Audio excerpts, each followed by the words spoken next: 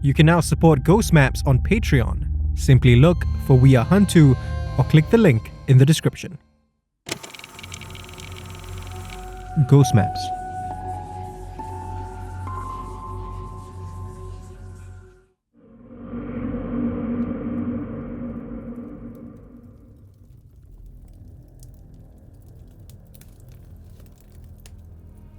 The Hungry Ghost month will begin soon. And with that ominous time of year comes lots of stories about the supernatural in Southeast Asia. It is, understandably, a busy period for me, which is why I was hesitant to take on any more interviews before then, and certainly not keen on ones with stories from beyond our region. A friend, however, told me about Jenny, his colleague at the art school where he teaches. Jenny's encounter takes place in a small inn in Kyoto, and a mutual friend insisted that I'd want to hear about it. I protested politely at first, but eventually relented. I've learned to trust my friend's instincts when it comes to these types of accounts. After all, it is how I've managed to collect so many of them. Jenny and I are meeting this evening at a coffee shop in Toa Payoh. As Jenny arrives, she greets me in a voice so soft that it's nearly drowned out by all the noise. Taking a seat opposite me, she says, almost apologetically, "I honestly don't really like to tell this story. But every time I've told it, it feels like a weight is lifted off my shoulders. So maybe telling it to someone like you might help me even more." I tell her that I certainly hope so. But what I don't say is that I'm definitely intrigued now. We order our drinks, and before they arrive, I fish out my recorder, suggest that Jenny speaks up just a little, then ask her to start from the beginning.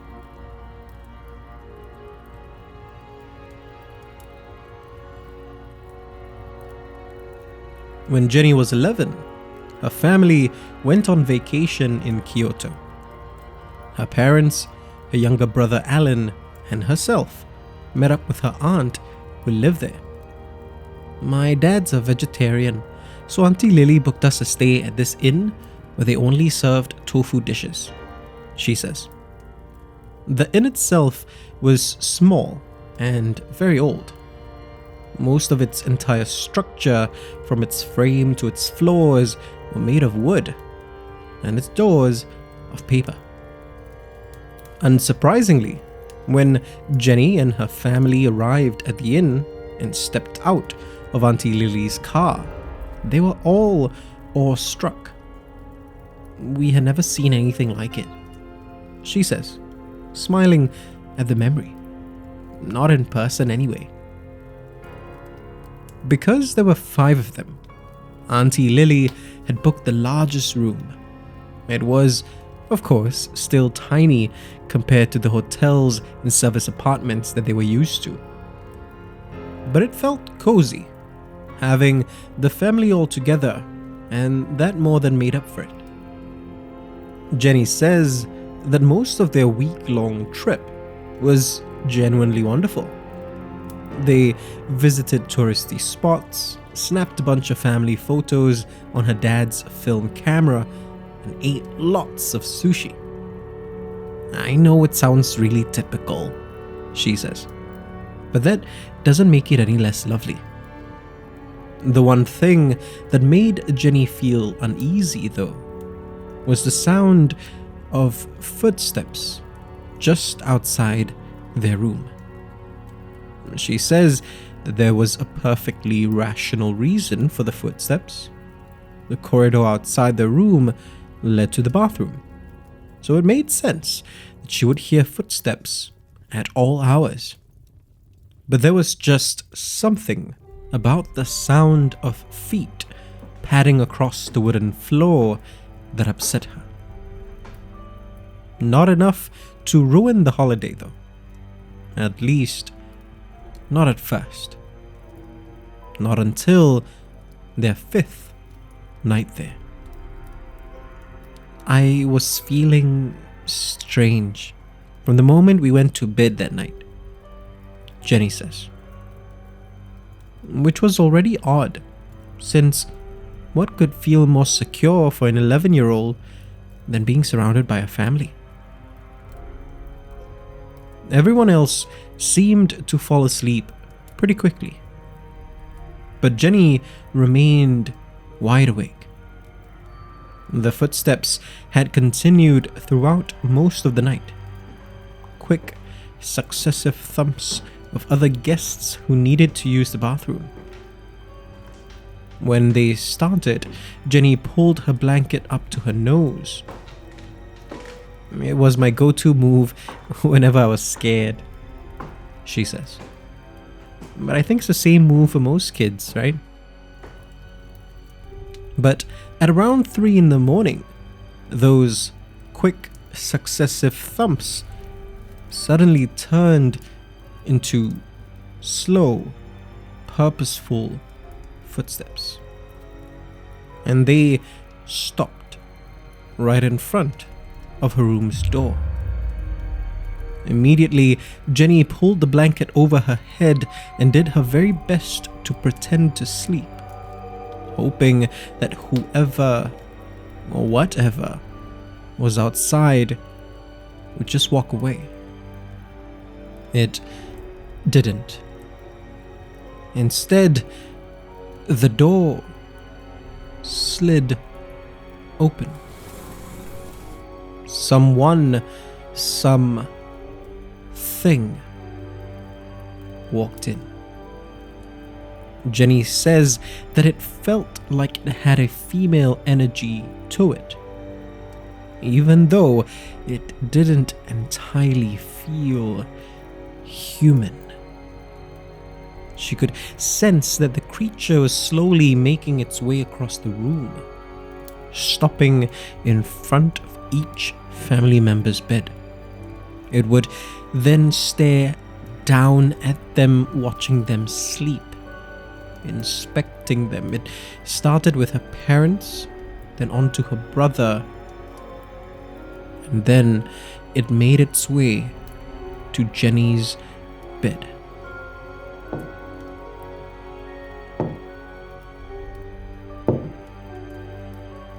She heard as it walked across the floor towards her. She held her breath and lay completely still under the blanket. Tears started to stream down her face, but she stopped herself from sobbing. Soon, the creature was standing at the foot of her bed. She could feel it watching her. Just don't move, she had told herself. If you don't move, it'll just move on to Auntie Lily and then leave. But it didn't move on. Instead, it climbed onto her bed and lay right beside her. Whatever it was, it certainly felt human, or at least humanoid, next to Jenny. But it wasn't breathing. It was just curled up in a ball and looking right at her. She could feel its eyes on her through the blanket, watching. Was it waiting for her to move? Did it want her to move? Silently, Jenny started reciting every single prayer she knew. I don't think I've ever been more religious, she says, laughing nervously.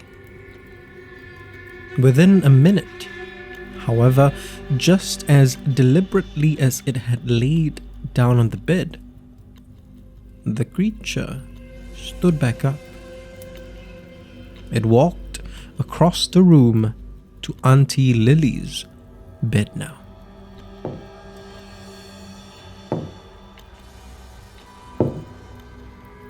It stood there, watching her too, but not for very long. It then slid the door open and left. I could hear its footsteps as it walked down the corridor. Jenny says, soon enough, thank God it was gone. Jenny tried to wake her mum up to tell her what happened, but her mother remained fast asleep. She was never a sound sleeper, so this only made me feel even more terrified, she says. All she could do was to lay back down and try to fall asleep, which, as it turns out, wasn't that difficult. Jenny soon slipped into a troubled sleep, only to be woken up again 2 hours later by the sound of screaming from the young mother in the room next door. The only other occupant was the woman's infant, which remained disturbingly silent for far too long, while her mother's cries filled the night. Her scream was so loud that it finally woke Jenny's mom up. The rest of their family, however, remained fast asleep. Both Jenny and her mother sat in their beds hand in hand, too scared to find out what was happening, hoping against all hope that the child was all right. Eventually, thankfully, the mother stopped screaming and the baby started crying. None of us went to find out what had happened, Jenny tells me. No emergency vehicles came, but none of us saw the mother or the child for the remaining 2 days. Jenny says that last night, she didn't hear one person running to the toilet. After they had checked out, though, Auntie Lily did some digging about that inn. As it turned out, Jenny says, it was located near a shrine and a cemetery.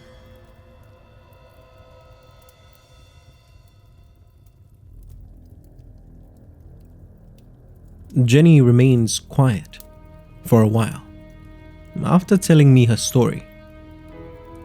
I ask her how she feels, and she says, with her tone more confident than when she first arrived, I still hate talking about it, but I do feel a bit better. And I tell her that that's good, and she thanks me as she finishes her drink and gets up to leave.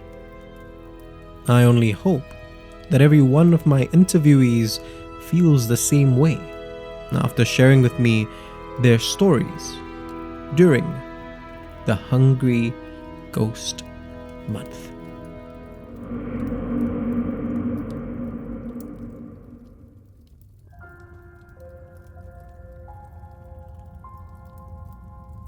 This one, my boy, Augustine says, loudly stirring his drink, his third for the night. This one takes place in Hong Kong. In case you're wondering, yes, I normally only collect stories from around Southeast Asia. I had informed my interviewee, a 75-year-old gentleman named Augustine, of this before we met up this evening. But he's on a roll, and honestly, I just don't have the heart to stop him. Plus, I've enjoyed the last 2 stories he's told me tonight at this coffee shop in Clementi, both from his decades of experience in the hotel industry. So, I make an exception and let him carry on. "Have you ever been to Hong Kong?" he asks. I tell him that I've passed through once, but he doesn't seem to notice, already engrossed in his own story. I smile and switch my recorder back on. Before he gets too far ahead of himself, I ask him one last time to start from the beginning.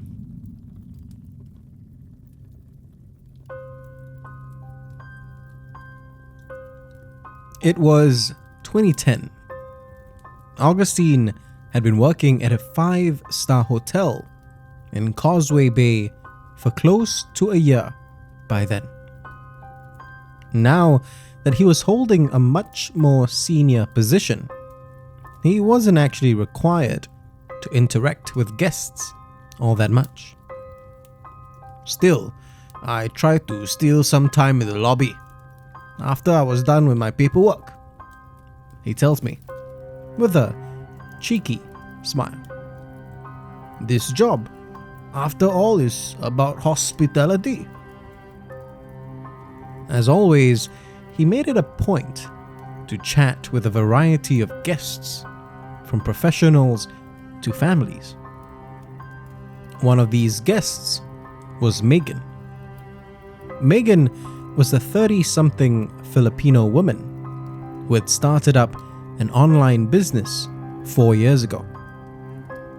She was in town to speak with investors about a possible expansion.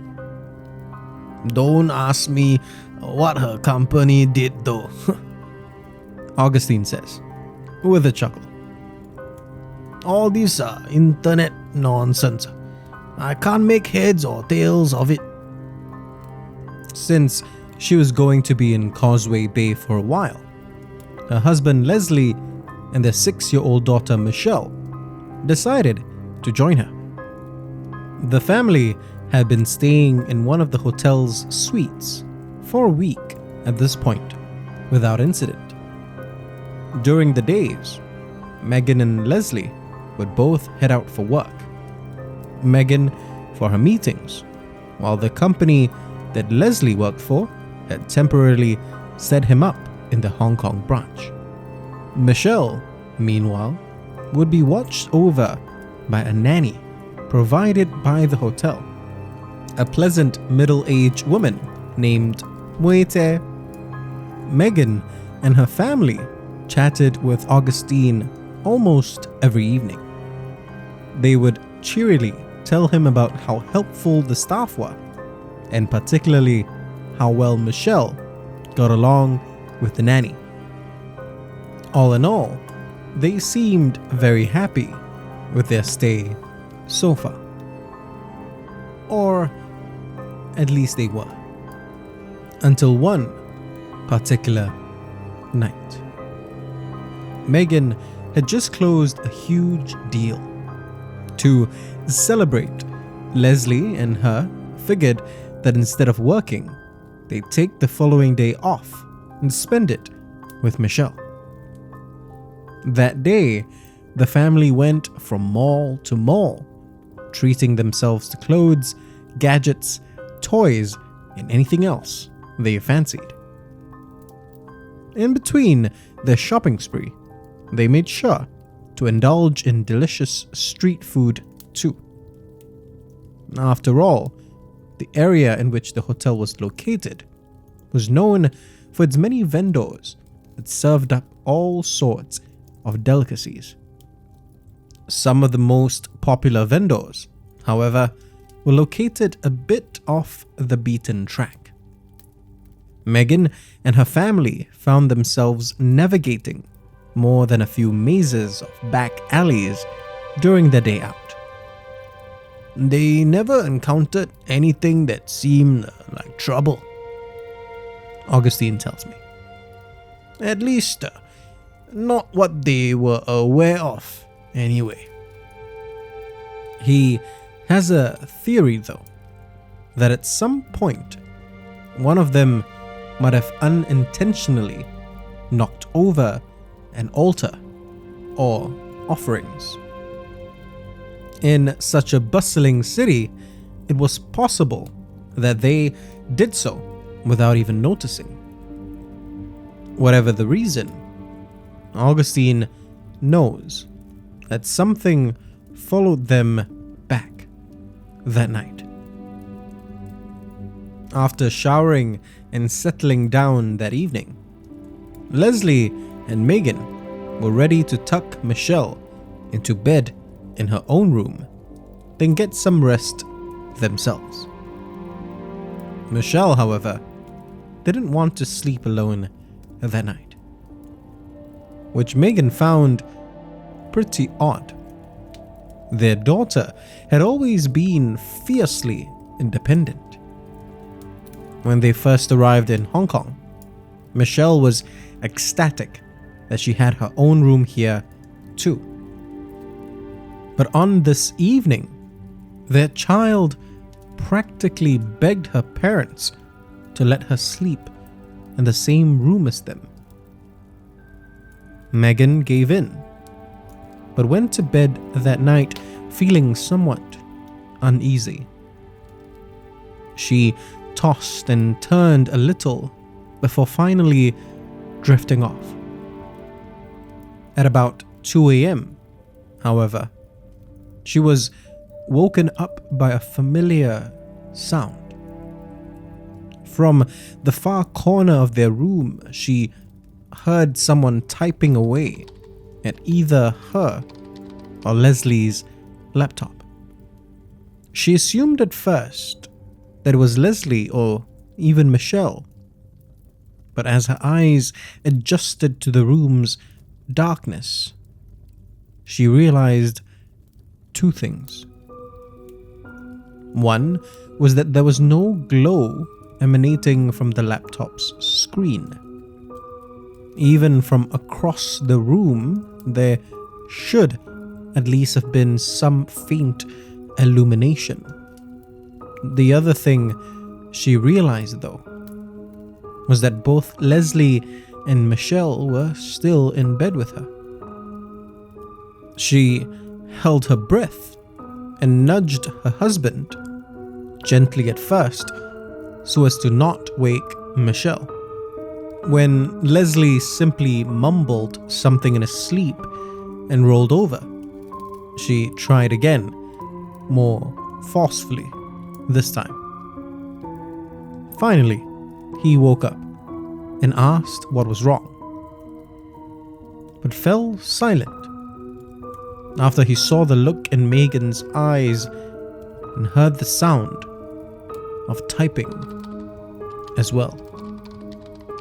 Leslie steeled himself to get out of bed and find out what was really going on, when, as suddenly as it had started, the noise just stopped. Megan and Leslie looked at each other, trying to decide if they were both imagining things.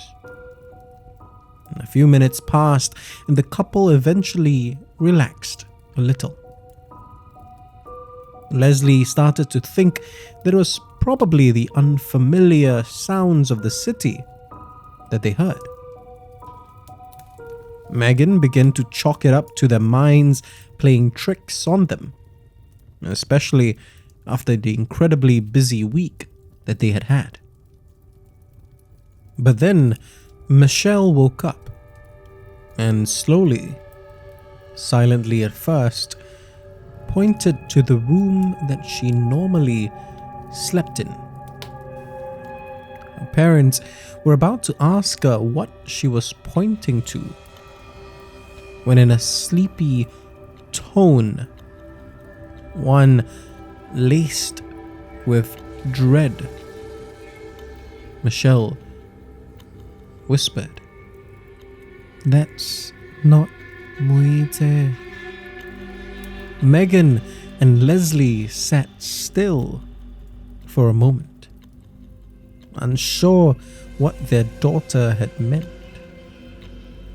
until the deafening quiet of the room was broken by a voice. Familiar, yet somehow also hauntingly unsettling. Nurturing, yet sinister. Muite's voice distorted just slightly as she called out to Michelle, oddly in Cantonese. "Come here." Megan didn't think twice this time. Didn't waste a second questioning her own mental state. All she knew was that she needed to protect her family. She lifted Michelle into her arms, grabbed Leslie by the hand, and ran out of the room. "I found out about this the day after," Augustine tells me. Muite was called in, and her own husband confirmed that she had been at home all of the night before. Megan's family had been given another suite, but Leslie and her didn't feel comfortable staying in the hotel or even the city anymore. They wanted to fly back to the Philippines right away. Augustine, however, convinced them to stay for a little while longer. "I told them I understood," he says, solemnly. "I knew what they were going through, and as a father, I knew that they desperately needed to keep their child safe. But at that very moment, they needed to listen to me." He pauses for a moment, letting out a sigh of relief, then adds, "Thankfully they did." Augustine immediately brought Megan and her family to a specialist in this sort of thing, a priest that he had met shortly after moving to Hong Kong. The family were prayed over, then brought back to the hotel where the priest prayed over their suite as well, before they were allowed back in to pack their bags. "I could see the looks on their faces as they entered the room again," Augustine tells me. "They knew that something was different now, that they were safe." After that, Augustine drove them to the airport himself, where Megan offered to give him an exceedingly large tip. Augustine quietly tells me, with a warm smile across his face, that he declined to accept.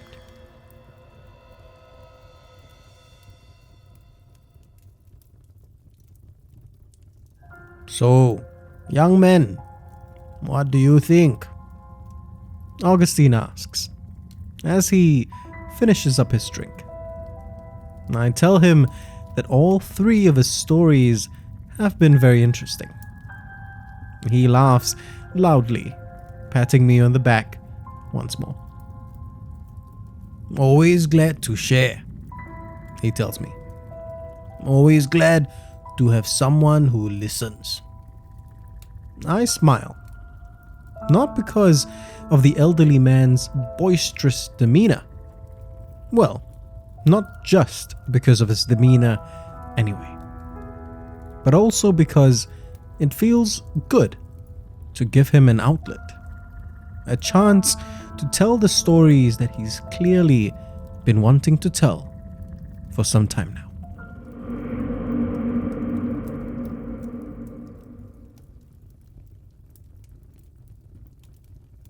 Pearl asks how long this is going to take. She doesn't come across as impatient or in a rush though. I tell her that most of my interviews are usually less than half an hour. And half of that time is dedicated to getting to know my interviewees. This seems to set her at ease. She tells me that her sister is currently looking after her grandmother. My sis is a mother herself, so she can't stay too long, Pearl says. As our drinks arrive at this Jurong East coffee shop, I assure her that she'll be back home in no time. Pearl nods, then tells me that family is important to her. I assure her that I understand, and she reiterates her point quite firmly. People ask me why I quit my job to look after my grandmother instead of getting a helper, she says. But I believe it's important for us to respect those that came before us, doubly so if they did everything they could to take care of us. I sense that there might be more here, so I encourage her to tell me a bit more about her sense of filial piety. She says that she wasn't always this way. When I was younger, I harbored dreams of getting as far away from my family as possible, she says. After what happened to me when we visited relatives in Chiang Rai, though, she continues, trailing off.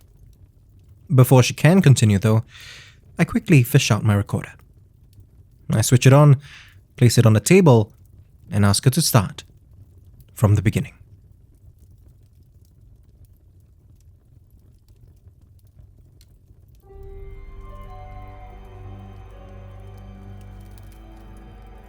Pearl's family comes from Thailand, specifically a very small village in Chiang Rai. Her father and grandmother moved to Singapore more than 40 years ago.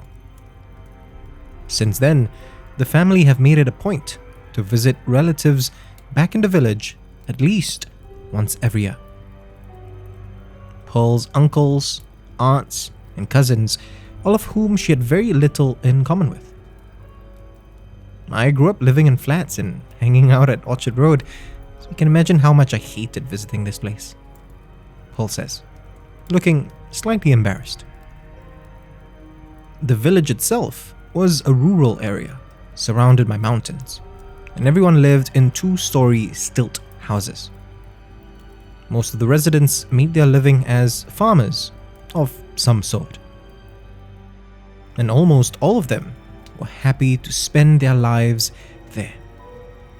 Which isn't to say that the village didn't have problems of its own. Pearl and her sister were warned not to go out at night because there were gangsters roaming around the area. And during monsoon season, storms raged so fiercely and some of the village's roofs had been torn off by the winds. Pearl believes that these dangers and how isolated the village is explain why its residents are such firm believers in the supernatural. I was told that spirits haunted the mountains, she says. It was during one of her family's visits back in 2010 when she first experienced how dangerous this area could be. Pearl was 16 at the time. She had just finished her O-levels, and instead of spending the holidays with her friends, she found herself in what she thought of then as the middle of nowhere. Her disappointment, however, was soon replaced by terror. Her mom and dad, grandmother and sister, and herself all slept in one room in their relative's home, on thin mattresses and in sleeping bags that they had brought along. On their second night there, her whole family was awoken by screams from their neighbors, Pearl thought she was dreaming at first, but then she saw the lights through one of their windows. The lights of a roaring blaze. Gangsters had set a home on fire.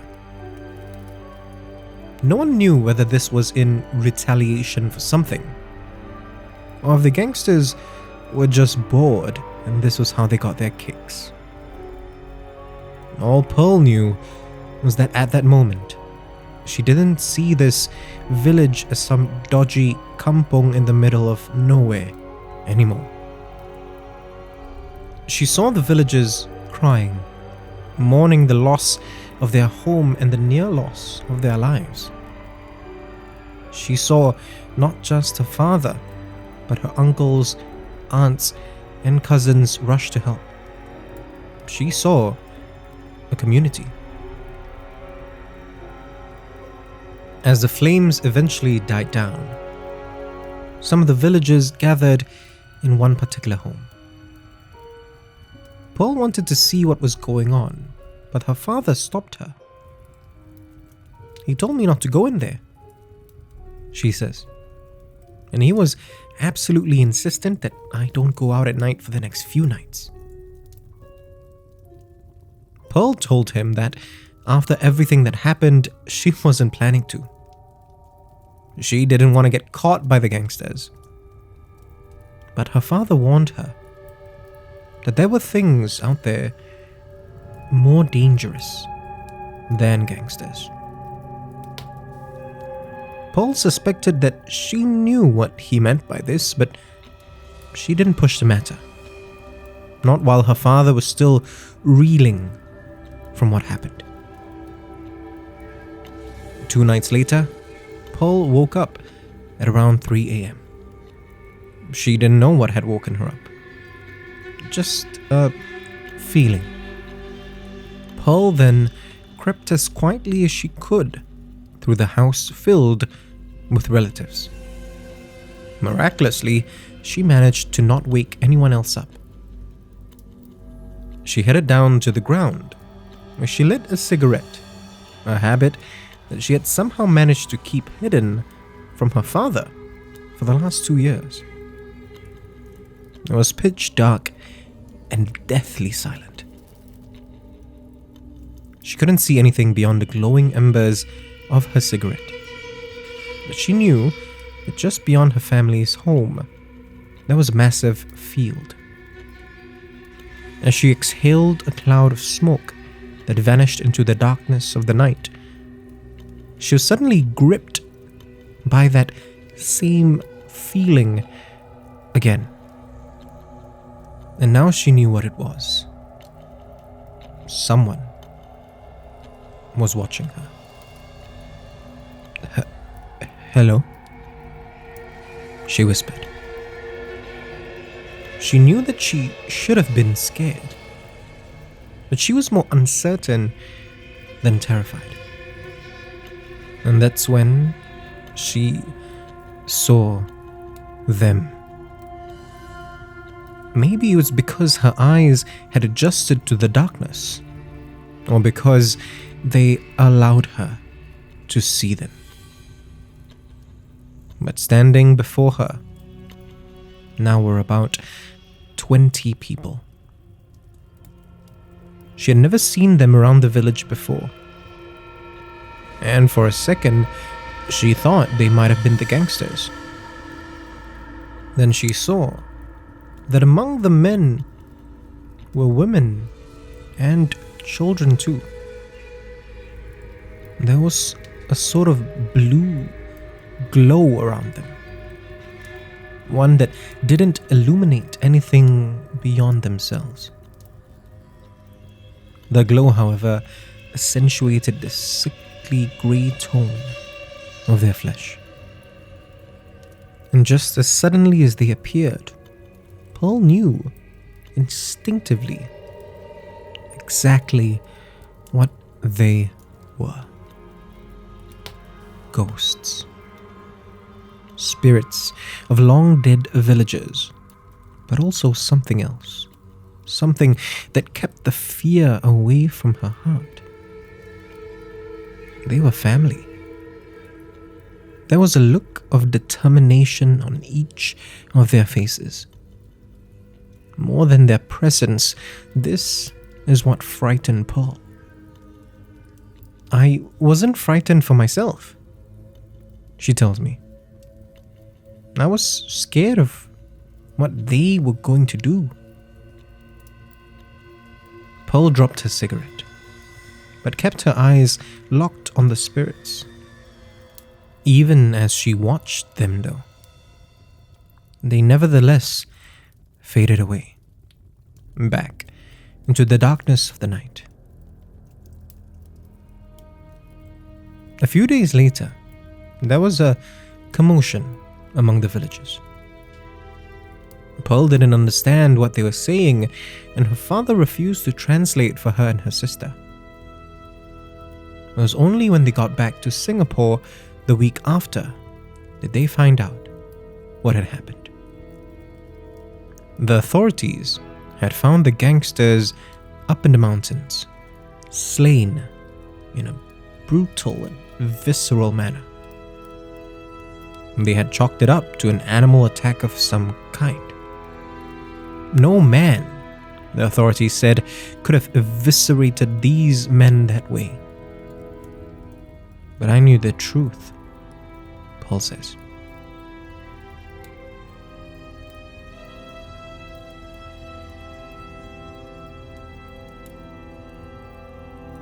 Paul offers me an almost apologetic smile.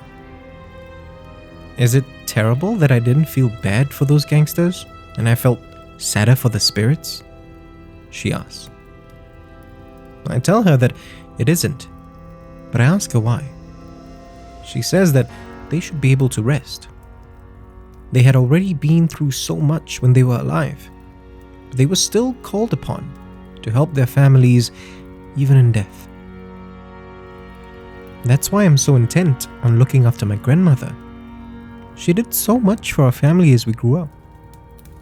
I don't know how much more she'll have to do when she's gone, she says, and pauses before she adds, I just want her to have some rest.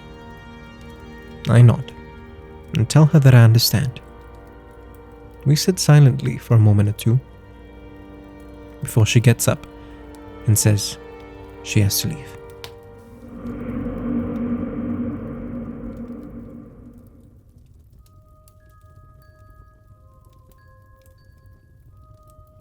Tonight's interview is a little different.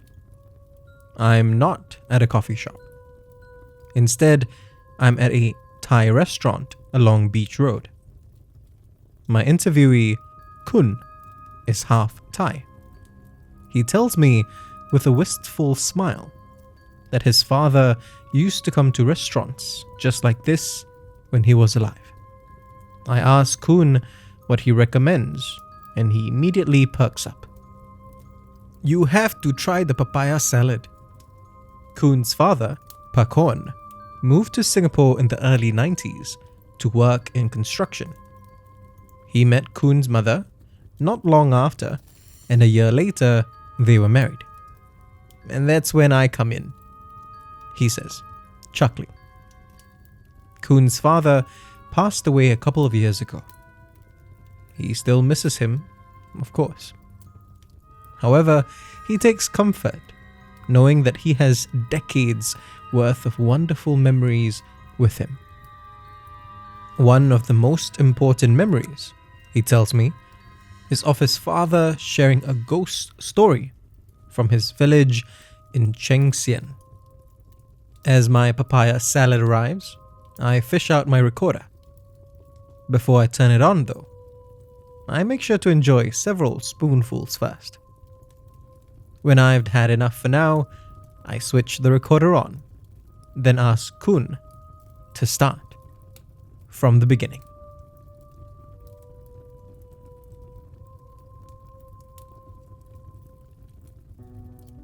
It was the 1970s. Pocong was 8 years old and lived an idyllic life in his village.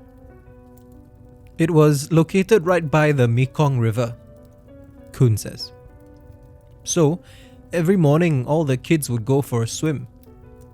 They would then spend hours chasing and catching smaller animals, while exploring vast fields and seemingly endless forests. Nowhere was off limits to Pocong and his friends, except the old monastery near the river. Dad never knew how old it was, but you could just tell that it had been around for a long time. Kun tells me. Parts of the structure had fallen apart.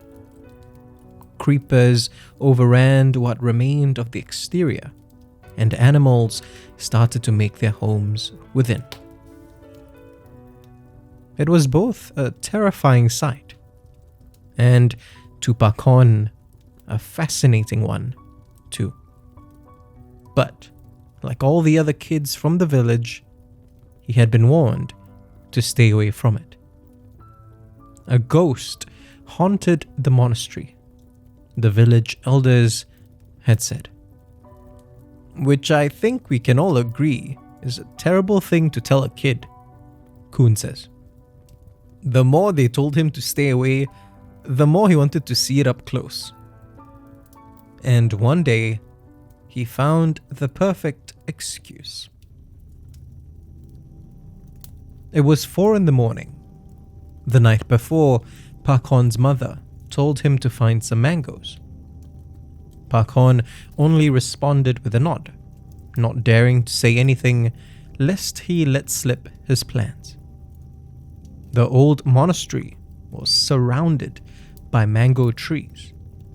He would leave early, take his time to explore the structure, pluck a basket full of mangoes, then head back home.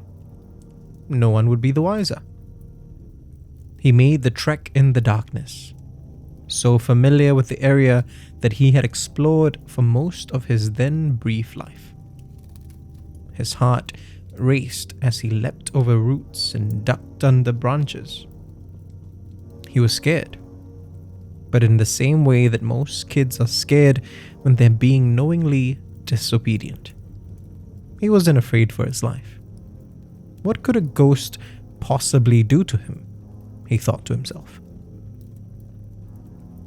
Pocong reached the monastery soon enough and looked upon it with awe.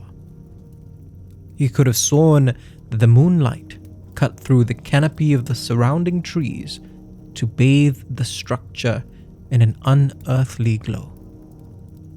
Slowly, almost reverently, Pocong entered the monastery. He looked around and saw no sculptures or bas-reliefs. Nothing about the interior said that this was a holy place. Slowly, Pocong's fascination began to turn to dread. The warnings of the village's elders started to echo in his mind. The structure itself was not terribly large. Yet, he was now having difficulty finding the way he had come in. He turned around and suddenly saw a window that faced the Mekong River. He figured that was as good an exit as any, and scrambled up the wall and back out into the forest. As he fell onto the grassy ground, Pocong looked up towards the river and saw her. A woman stood in the middle of the river's rushing waters, far from the shallow end where Pocong and his friends would play. She was dressed in simple clothes and looked like she was in her early 20s. Her skin was light brown and her long black hair flowed down her back and into the water. She seemed to be bathed in the same glow as the monastery, and she was gesturing for Pocong to join her.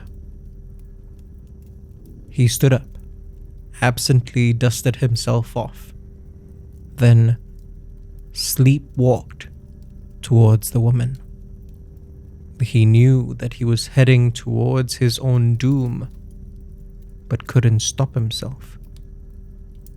She seemed so alone.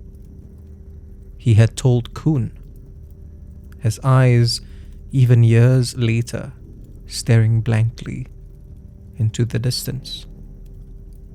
Pocong said that he would have waded into the waters, deeper than he had ever gone, and been washed away. He was certain of it. But just as he started to wade into the Mekong, he heard a voice yell out for him, then another and another. He shook off his stupor and realized that it was his friends out looking for him. He looked around and realized that the sun was already rising and that the woman was now gone. Pocong quickly rushed out of the river and ran towards the sound of his friends' voices, relief washing over him. But his troubles were not over yet. That evening, Pocong came down with a dreadfully high fever. He tells me it got so bad that everyone in the village was worried he might not make it through the night, Kun says. His mother brought him to the nearest doctor, who kept him under observation for the night. When it looked like Pocong was well enough to head back home, the doctor prescribed him some medication, but also advised his mother to seek alternative help.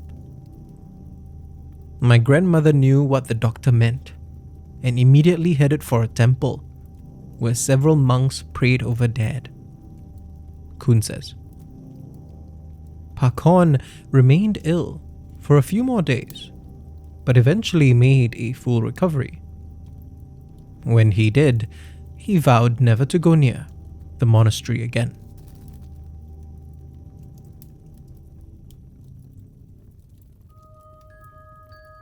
The ghost was of a woman who had drowned in the river decades earlier, Kun explains.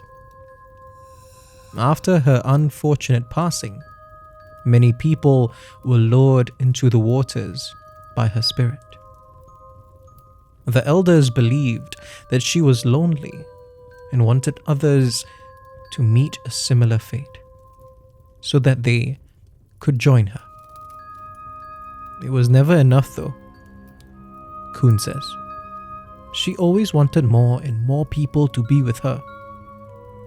He sits back now and sips on his milk tea while I finish up my papaya salad. I ask him why this story was one of his key memories of his father. It was never meant to scare me, he says, smiling again. Dad told me that story because he wanted me to know how much that incident changed him. It didn't matter that Pocong experienced it when he was only 8 years old. Being that close to death reinforced his love for life. Kun says that that's who his father was to him. Someone who treasured every day he had, who cared for people wholeheartedly, and who relished every meal he had. Someone who, despite his incredibly busy and exhausting job, always made time for his son.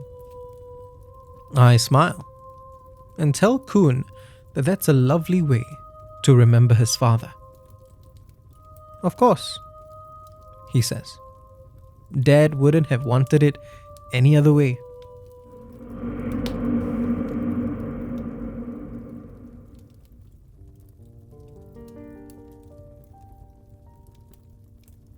Jackie's engrossed with her phone when I arrive at this coffee shop in Bedok. I assume it has something to do with work, but when she finally realizes I'm here, she apologizes profusely. Just trying to find the cheapest flights to Bangkok, she explains with a laugh. Jackie's been tasked with organizing this year's edition of an annual trip with her 5 closest friends.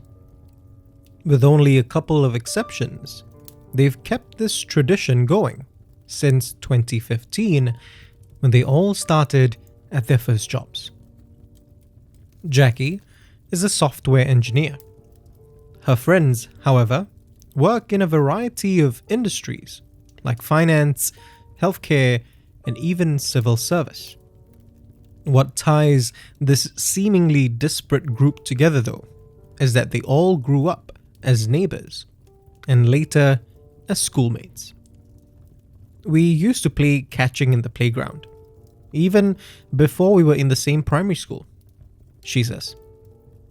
I had spoken with Jackie on a call a week ago to ask her a little about her experience with the supernatural. She told me it had happened during their trip to Batam in 2022. Pretty perfect timing then, she says with a smirk, talking about that trip while planning this one. I tell her that I agree. Then, as our drinks arrive, I fish out my recorder and ask her to start from the beginning.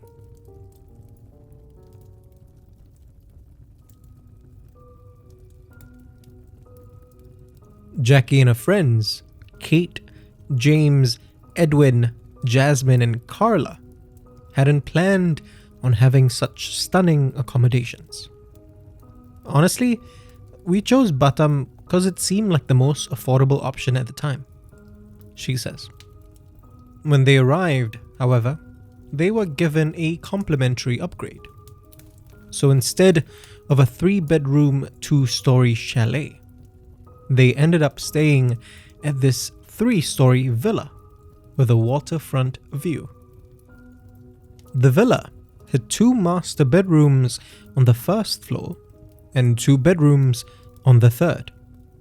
The 2nd floor, where the main entrance, living room, and kitchen was, also sported a huge balcony. Since their plan was to mostly stay in and drink, it was absolutely perfect. The 6 friends explored the villa excitedly, claiming their rooms while they were at it. One of the master bedrooms had a door that led to a stairway which wound around the villa to the main door. Something about that extra door bothered me, Jackie says. At the time, I didn't think it had to do with spirits or anything like that.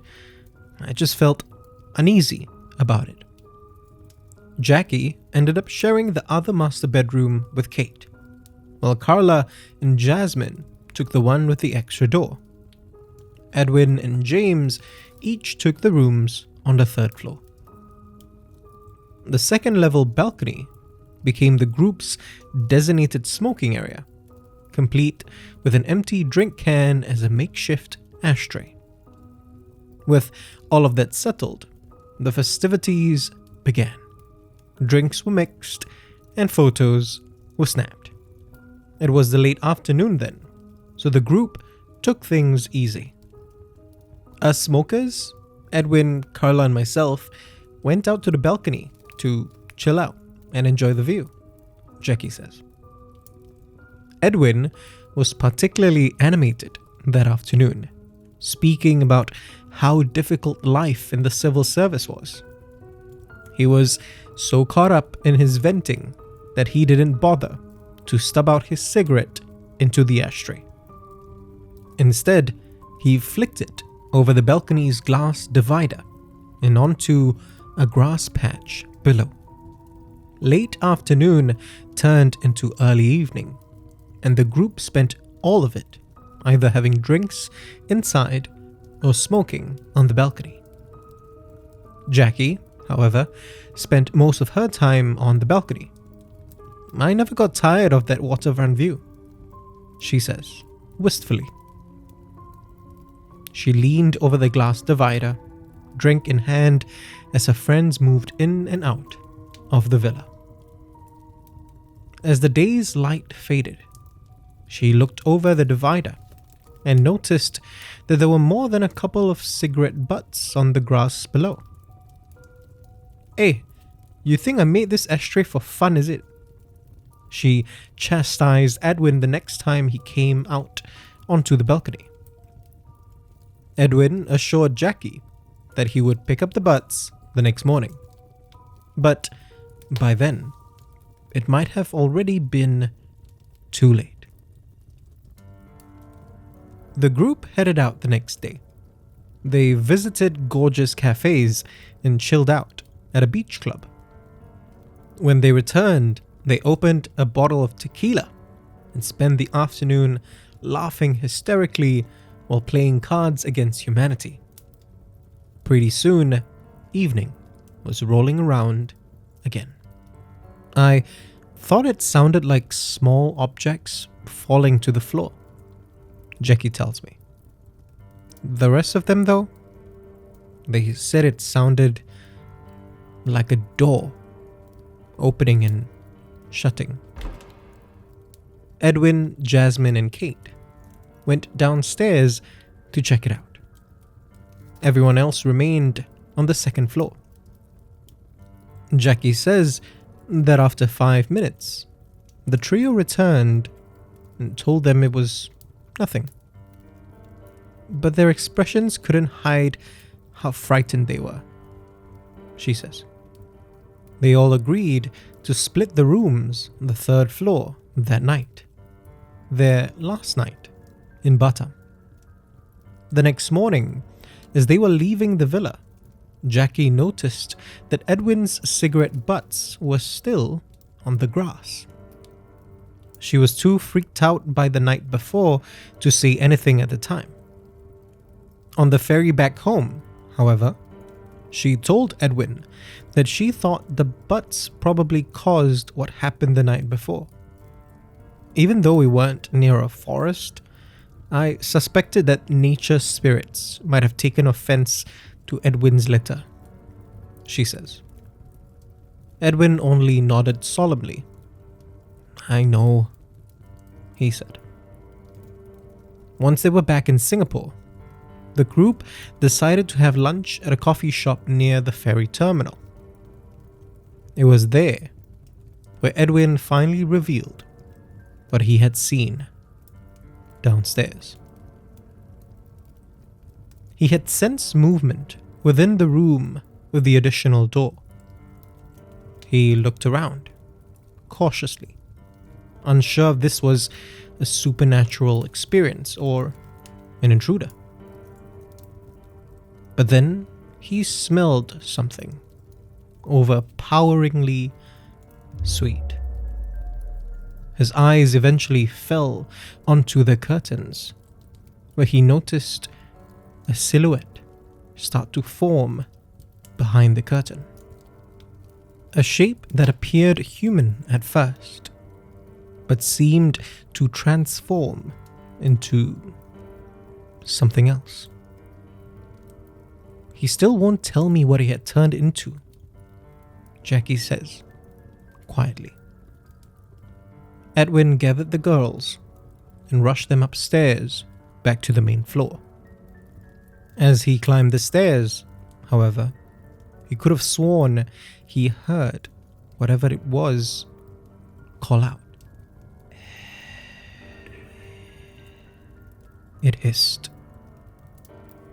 There's a weird postscript to this story, and I don't know if it's related, Jackie tells me. The day the group returned to Singapore, she went out for dinner with her partner.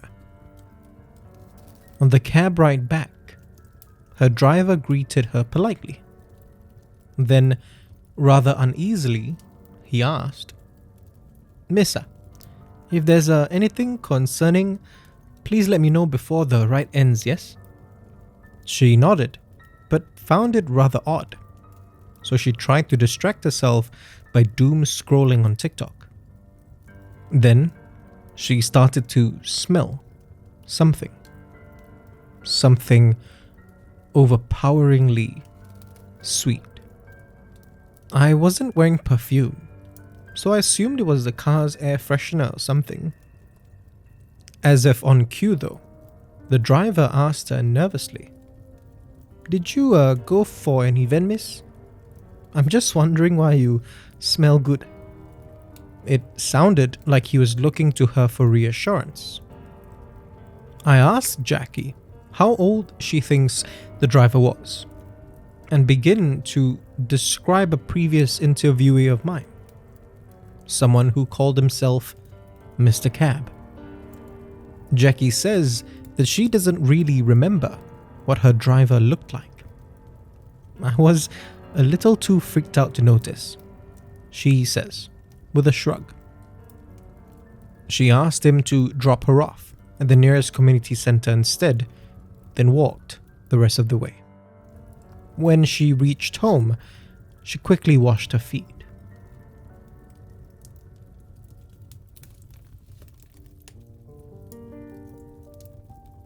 I tell Jackie I am amazed that they would still want to go on group trips together after all that.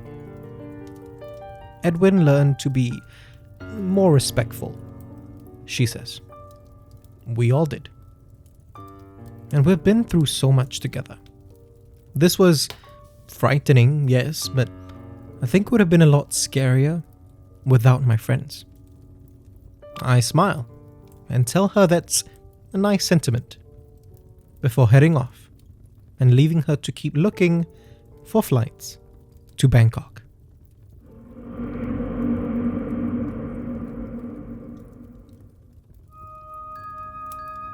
Heads turn as she walks over to my table. Sofea has appeared on magazine covers, television commercials, and billboard ads across the region. So, naturally, everyone's stunned to see her at a coffee shop in Tampines. She greets me warmly and orders herself a Coke. As she takes a seat, we overhear some of the other patrons talking about her. I ask her if she'd rather go somewhere a bit less intrusive, but she says that she's used to it. It comes with the territory, she tells me, with a smile as her drink arrives. It's not the same confident smile that she flashes for the cameras. There's a kind of uncertainty here, under the stark fluorescent lights of the coffee shop's signboards. She adds, her smile fading, and it's certainly not the worst thing that's come with these looks. She has a faraway expression now, and I don't even have to tell her to start from the beginning. It was around 10 years ago. Sofea and her family, her mum, dad, and cousin were on a holiday in Tanjung Pinang. The first half of their trip was dedicated to just having fun. Blissfully uneventful, most of those days were spent either sightseeing, shopping for knickknacks, or relaxing on a beach and enjoying fruity drinks adorned with tiny umbrellas. The second half, however, was about catching up with relatives from her dad's extended family. A couple of uncles and aunts that Sofea hadn't seen since she was a kid, all of them pinching her cheeks and telling her how much she had grown. And towards the end of their trip, her father decided to make a quick stop at his childhood friend's home to say hi. They had just finished dinner in a rural area, and the kampong where his friend stayed was on the way back to their hotel. So they drove over in their rented van. Sofea tells me that she couldn't remember where exactly this kampong was, but she clearly remembers how she felt. The closer they got, the more uncomfortable she grew. She was sitting in the back of the van, and every once in a while, she would look out the back window, certain that something was watching her. Once they arrived at the area, she knew that it wasn't paranoia. Something was crouched on the tin roof of one of the houses, staring at her. She could only make out its silhouette, but it looked somewhat human. Her parents stepped out to greet her dad's friend, but Sofea refused to leave the van. Instead, she sat at the back and stared out at a field across from the house where whatever it was that was eyeing her was crouched. She figured if she didn't look at it and focused on the field instead, it might leave her alone. Then she saw a white sheet fluttering in the field. A white sheet not attached to any pole or line. It didn't register to her at first what she saw, so she kept staring at it, figuring it was probably less malevolent than whatever was on the house's tin roof. She didn't hear her parents get back into the van, but she figured they must have, because it started to reverse towards the field. And that's when the white sheet just vanished, and Sofea started crying uncontrollably. Her mum asked her what was wrong. Sofea desperately wanted to tell her, but she couldn't stop crying. Her eyes shut as tears streamed down her face. Her cousin and mother tried to soothe her as her dad, as calmly as he could, drove back to the city and their hotel. Sofea tells me that she was present in that moment, fully aware of what was happening, but felt like she was losing control. Once they reached the hotel, she ran up and hugged her father tightly, trying to convey her sense of helplessness as best as she could. Her father later told her that when he held her, she felt heavier in his arms, almost like something was pressing her down. Her parents called a bomo, a witch doctor, over immediately. While waiting for the bomo though, her father wanted to try something. With a pin, Sofea's dad pricked her finger. She let out a scream, but not in her own voice. She says that this voice that came out of her sounded high-pitched and eerie. The bomo soon arrived. He prayed over her and had her take a bath in flower water. After the bath, Sofea started to feel like herself again. Lighter, she tells me. She was relieved at first, until the bomo told them what had happened. The spirit of a woman, possibly a Pocong, had taken over Sofea's body. Her father asked the bomo why it had picked Sofea. The bomo said that the woman had died in a car crash and her body had been badly mangled.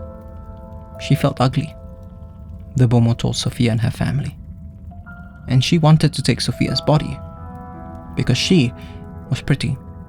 The bomo warned that the spirit was waiting for Sofea still, outside their hotel room, but he also assured them that he would leave by morning.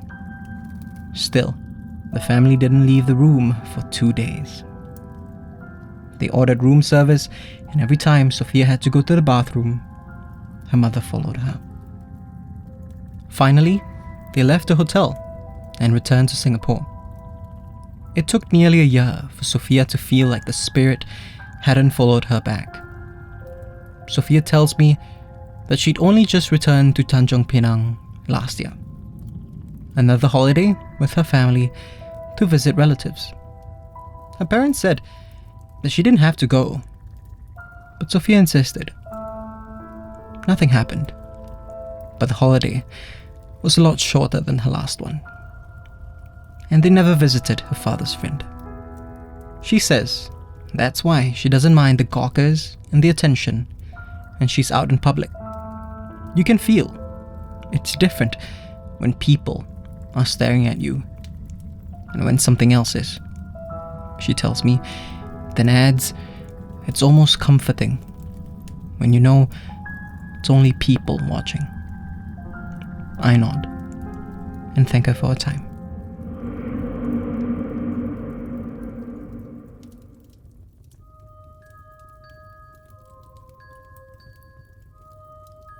Father Aloysius gets up from his seat and tells me that he has to get going. It was, well, I don't know if it's accurate to say that it was nice catching up, considering the circumstances, he says. I chuckle mirthlessly and tell him that I know what he means. Father Aloysius is an old friend. I ask him to meet because before I was the sole collector of ghost stories, he and I shared an important conversation. I was assisting the previous collector at the time, and I had seen many horrible things. More than my then young mind was ready for.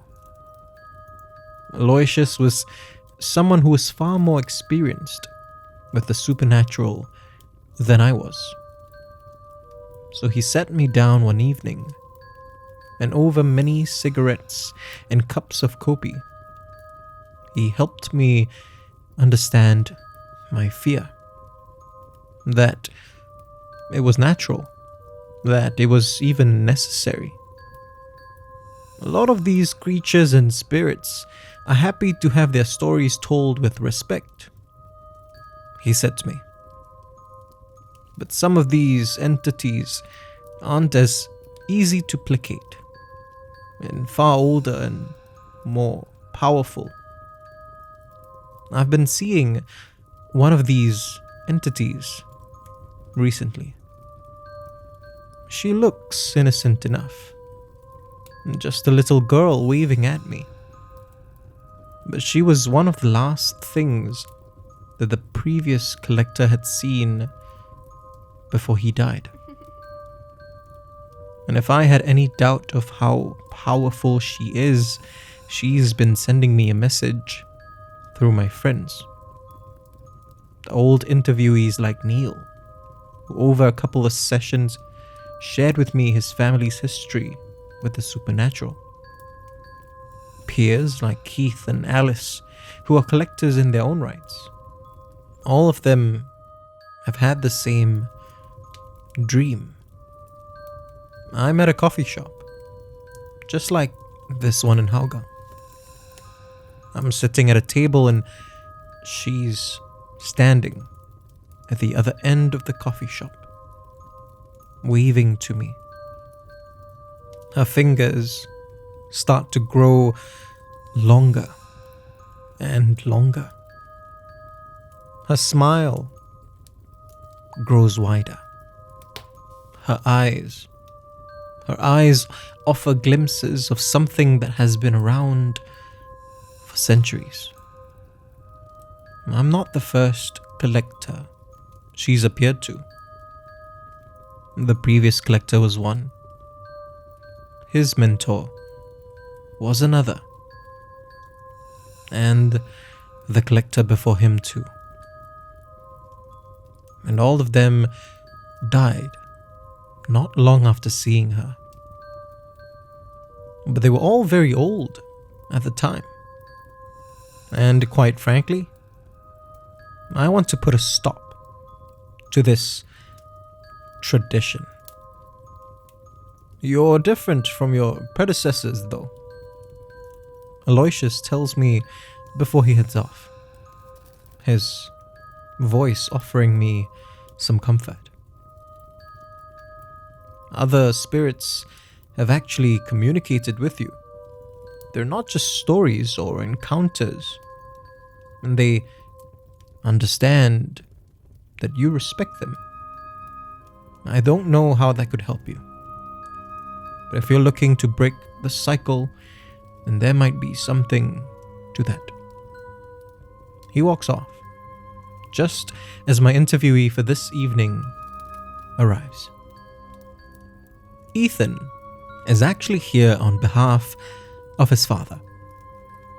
He's not elderly, but he also hasn't been in the best of health for a couple of years, he explains. Ethan's father spent most of his working life as part of the shipping industry. He used to be part of the crews on ships and spend days or even weeks on end away from home. Ethan smiles when he thinks about how, no matter how long his father was gone, he'd always return with a souvenir for him. When his health deteriorated, though, he transferred over to the port, where he worked until he retired. He says, "The story his father wanted to share with me, however, took place while he was still part of the ship's crews." As he speaks, I look around the coffee shop, still paranoid about catching sight of the little girl. When I don't see her around, I switch my recorder on and ask Ethan to start from the beginning.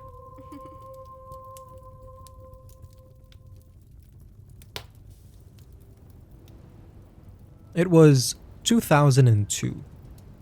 The crew that Ethan's father, Eric, was working with were a tight-knit bunch. They had to be. For most of the time, they were the only ones they had. They knew about each other's families, about each other's favorite foods or pet peeves. Dad used to joke that they even knew what each other's farts smelled like. He laughs. And the person that held this crew together? A man that everyone called Uncle Vivek. Vivek was a hardworking guy. But more than that, he was the father that the rest of the crew needed. When someone was feeling particularly homesick, Vivek was there to speak with them. When the crew was exhausted from a hard day, Vivek was there, with cup noodles for each of them to help them unwind. Those cup noodles, in fact, were a bit of a trademark of his. Whenever there was some downtime, he always had a cup of noodles in his hands. "Maggie chicken, Eric," he would say with a laugh. "Best thing in the world, I tell you." In August that year, however, Vivek was in the middle of a job on the ship when he suddenly dropped to his knees and clutched his chest. Eric was nearby and helped rush him to get medical attention. The medical team did their best, but they couldn't save him. It would be a week before they would return to port in Jurong. Over the first couple of days, the crew were understandably somber. The senior members of the crew understood, of course, and didn't push matters. But on the fourth day, something started happening that would be a bit more concerning than jobs left undone. Eric was the first to smell it. He initially thought he was imagining it. It didn't help that he was alone in the bunks at the time, discreetly catching a quick afternoon nap. But when his colleague entered the bunk and stopped suddenly in his tracks, Eric knew that it wasn't just him. That unmistakable smell of chicken cup noodles. A third man entered the bunk and the scent dissipated. But soon, other crew members would catch a whiff of cup noodles in different parts of the ship, all places where Vivek would work. By the night, before they were scheduled to arrive at Jurong, pretty much everyone had smelled it. When they arrived at port, Eric and a couple of other crew members offered to help carry Vivek's body out of the ship. Dad tells me that they wanted to say goodbye as crew members before eventually saying goodbye at his funeral. Ethan says, after saying a few words each over the body bag which held Vivek, Eric and his fellow crew members gripped the bag, but could not lift up the body. It seemed odd, but not that unusual to them at first. Maybe Vivek was deceptively heavier than they thought. More crew members happily volunteered to help. But no matter how many men tried, they could not lift up the body bag. One of the medical team fetched a senior member and told him what was going on. The man was particularly religious and started to pray over the body. He ended his prayer, though, with a message to Vivek. "It's okay, Uncle Vivek. We'll be fine. Go home." The men tried again and were visibly shocked by how easily they could lift him up now. They took the body off the ship, and true to their senior member's word, they helped to load him into the transport and sent him home.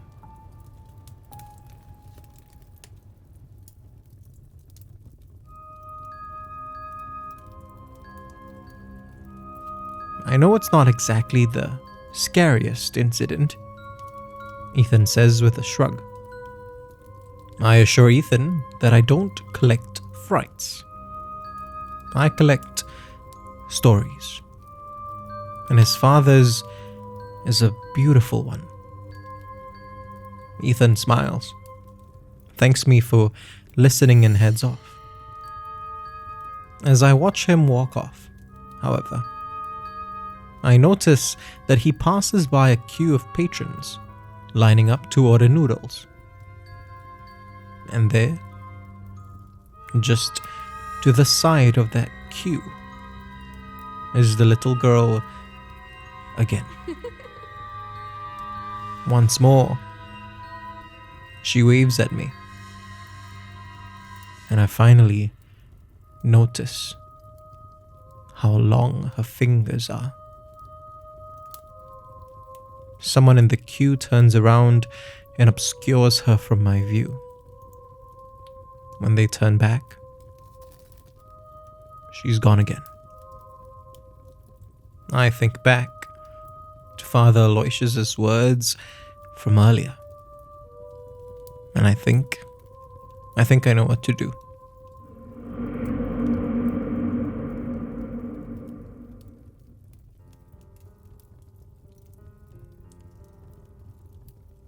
Ira's husband, Fahan, drops her off and waves at me before he drives home. He's got a late night work call with clients in the States, she says, then calls the drink stall auntie over. So I'll be telling you our story tonight. The pair had originally asked if I could meet them in Johor Bahru. They were up there having seafood at a restaurant that a friend had recommended to them. As much as I would have liked to join them, I had a few more interviews scheduled for this evening. So instead, Ira and I are here at this coffee shop in Woodlands after their dinner. Judging from the huge smile on her face, I can tell it was a good one. Farhan and I love driving around Malaysia and trying new makan places, she says, her eyes lighting up. It was one of the first things we bonded over when we started dating. It was also on one of these drives when Ira and Farhan experienced something far more out of the ordinary than a great meal. As we place our drink orders, I fish out my recorder. Then, as the auntie heads back to her stall, I ask Ira to start from the beginning.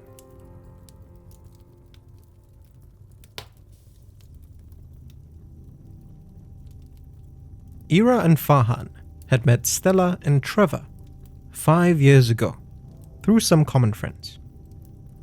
The two couples shared a love for exploring Malaysia for good food, so naturally, they started taking drives up together. After that first trip though, I had a weird feeling about them, Ira tells me. I couldn't quite put my finger on why, so Farhan asked me to just give them a chance. Ira agreed, and the couples went for a few more drives.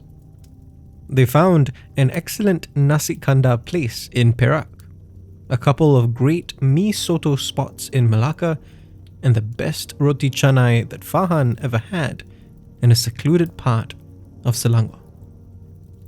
No matter how good the food was though, Ira still couldn't quite shake the unease she had around them. However, she soon started to suspect what was at the root of it. On top of being food lovers, Trevor and Stella were also urban explorers. The pair regularly visited old, abandoned buildings all across Malaysia to take photos for their shared Instagram account. And they didn't bring any kind of spiritual protection with them. When Ira asked them why they didn't take precautions, they just laughed. They said that they don't believe in that kind of stuff, she tells me. I shot Farhan a look there and then, but he shot me one back. A look that said we would talk about it later. Ira and Farhan had agreed to one last dinner with Trevor and Stella. They had already said yes before they learned about Trevor and Stella's relaxed attitude towards urban exploration. One last one. Farhan had promised me, and then, after that, we are suddenly too busy with work and family, Ira says. That last meal with Trevor and Stella would be at a rest stop along the north-south highway, somewhere just past Johor. It was a nasi goreng place that Trevor's friend had suggested. Farhan and Ira arrived first, at around 8 p.m, and had gotten a table for all four of them. Trevor and Stella would be joining them after a day of exploring Ipoh. When they finally reached the rest area and parked their car, Ira's usual unease around the other couple seemed to grow. I knew that this time it was different, she says, pauses, then continues in a whisper. I just didn't realize how bad it would get. She told Farhan that as soon as they were done with dinner, they needed to go. None of the usual small talk or post-dinner copy. They would get in their car and leave immediately. Farhan was about to try placating Ira again, but then he saw the look in her eyes and just nodded.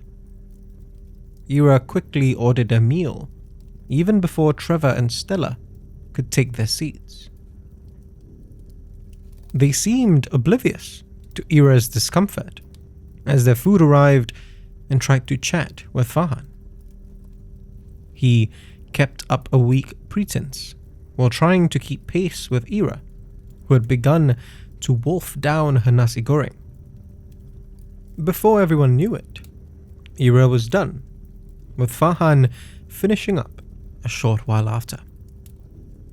Stella, now picking up on the tension in the air, tried to joke that they must have really loved their meal.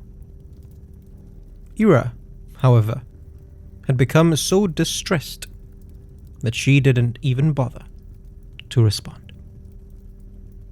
Instead, she just stood up suddenly and headed over to their car. Farhan followed, making up some excuse about Ira feeling ill. He was so focused on the other couple that he didn't notice his wife had stopped suddenly in her tracks. "Farhan," she hissed as he bumped into her. "Do you see?" Farhan turned to follow her line of sight. She was looking right at Trevor and Stella's car.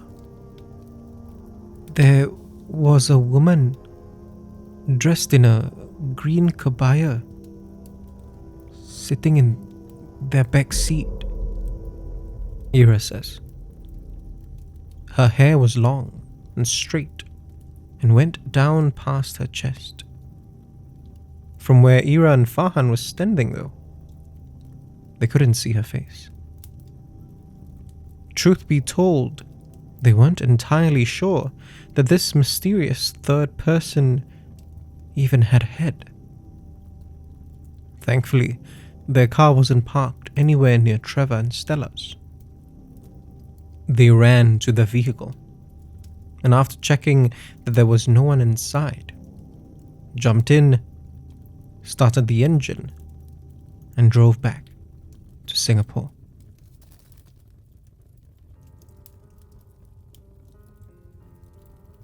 We didn't hear from them for a month after that, Ira says, regaining some composure.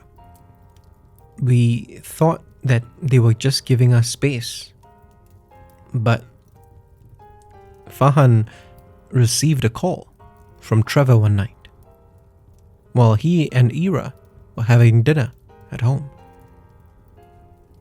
They hadn't felt like trying out new makan places ever since that night, and had spent the last month eating in instead. Farhan let the phone ring for a couple of seconds, trying to think of a good excuse to turn the couple down if they invited them out. When he picked up the call, however, Trevor sounded different, subdued and somber. They had gotten into a car accident, Ira says, on that night, the night of our last dinner with them. It was the strangest thing. Trevor had lost his sight temporarily. He told Farhan and Ira that it felt like a pair of hands from behind him had covered his eyes. The next thing he knew, their car had slammed into a lorry. He'd broken his right arm and a couple of ribs. Stella had some broken ribs too and a mild concussion. It could have been so much worse, Trevor said, more to himself than to Farhan and Ira. Before he ended the call, he asked them if they knew anyone who could offer them some protection. Farhan said he would put Trevor in touch with someone. Farhan and I resumed our food adventures a year later, but Trevor and Stella never joined us. Ira says, "We'll still see them every once in a while though, usually at some restaurant along Orchard Road instead." I ask if she and Farhan have seen anything else on their drives. She shakes her head. "I'm glad they're alright, Trevor and Stella, but unlike them, we never go looking for trouble," she says. She then adds, with a smile, "Just food for us. Thank you very much."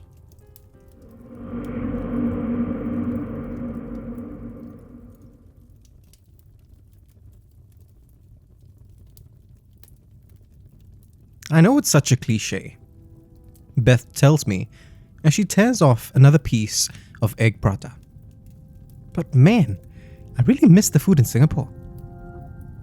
Beth hasn't been back here in nearly 10 years. In the early 2010s, she moved to Cambridge for work, where she's currently a regional creative director at an ad agency.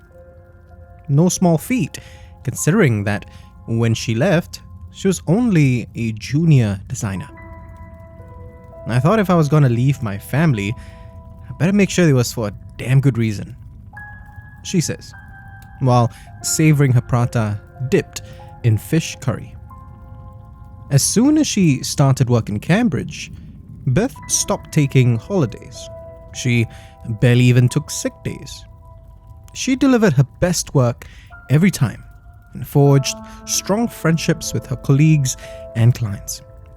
She did everything she could to ensure that the move was worth it. And within 3 years, she was running her own team, and her career skyrocketed from there. I ask her whether there have been any downsides though, aside from missing Singaporean food, obviously. "I haven't seen my family in years," she says, with a shrug that seems casual but clearly comes with a weight that she doesn't want to talk about. Not in person anyway. That's why I'm back here. But in these last few years, Beth has found herself taking stock of her life. She doesn't regret her decisions, but it also made her realize that she was finally in a position where she didn't need to sacrifice so much. So, she's back in Singapore to sort of rediscover who she was before she left. She's surrounded herself with relatives, she's enjoying local cuisine again, of course, and she's been revisiting old haunts. It's why she reached out to me, actually.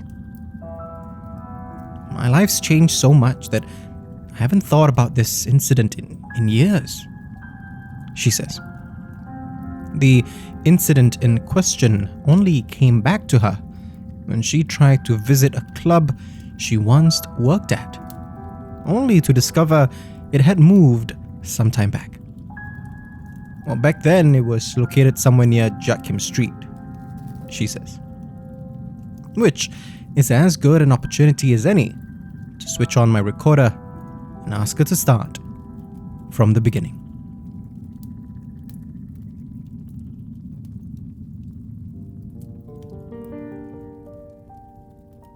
It was 2008. Beth was working part-time, manning the lights in the club. She was there pretty much every Wednesday, Friday, and Saturday, the busiest nights of the week. The sizable venue housed several rooms, each dedicated to different genres of music. Beth was stationed in the R&B room, which suited me fine, she says. I love the music and I got along with everyone else who worked there. It was precisely the kind of motivation and support that she needed.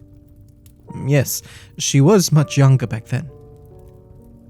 But getting home at around 4 or 5 in the morning, 3 times a week, every week, would wear down even the most enthusiastic partygoer. let alone someone whose job was to watch the party from the sidelines. And that's why, when it first happened, I just assumed it was because of a lack of sleep, Beth says. The initial 5 months that she was working at the club, Beth didn't experience anything out of the ordinary. After those 5 months, however, she began to notice something odd. The lift doors at her flat would suddenly jam up every night when she returned home. Like something standing in between the doors to prevent them from closing. I didn't think much of it at first, she says. It probably needed servicing, I reasoned. But then the light in the lift started to flicker. And when it did, I could have sworn that there was someone else in there with me. Whatever that presence was, it soon grew bolder. On one Friday night, as Beth alighted at her floor, that presence followed her out. All along the corridor, the fluorescent lights behind her would flicker. Beth turned around to see if there was anything there. For a split second, right before one of the lights flickered back on, she saw it. A figure. She couldn't tell if it was a man or a woman, but it was certainly humanoid. But it seemed to be crawling in a very awkward manner, like some kind of insect.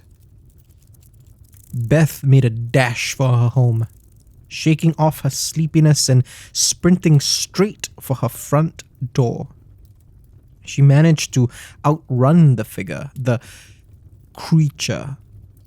But as she fumbled for her keys at her gate, it seemed like the flickering lights and the creature hidden in those flashes of darkness were growing faster. Panic gripped her. She started to cry, to whimper, to plead for help from whatever higher power would listen. When the flickering lights was just 3 lights away from her, Beth managed to unlock her gate and door. She practically fell inside her home, then slammed the door shut. Panting and gasping, she waited to see if the creature would find its way in. And that's where her mother and sister found her later that morning, wide awake and still terrified. I've been staying at that flat with my mom and sis for years. Nothing of the sort had happened before, Beth tells me.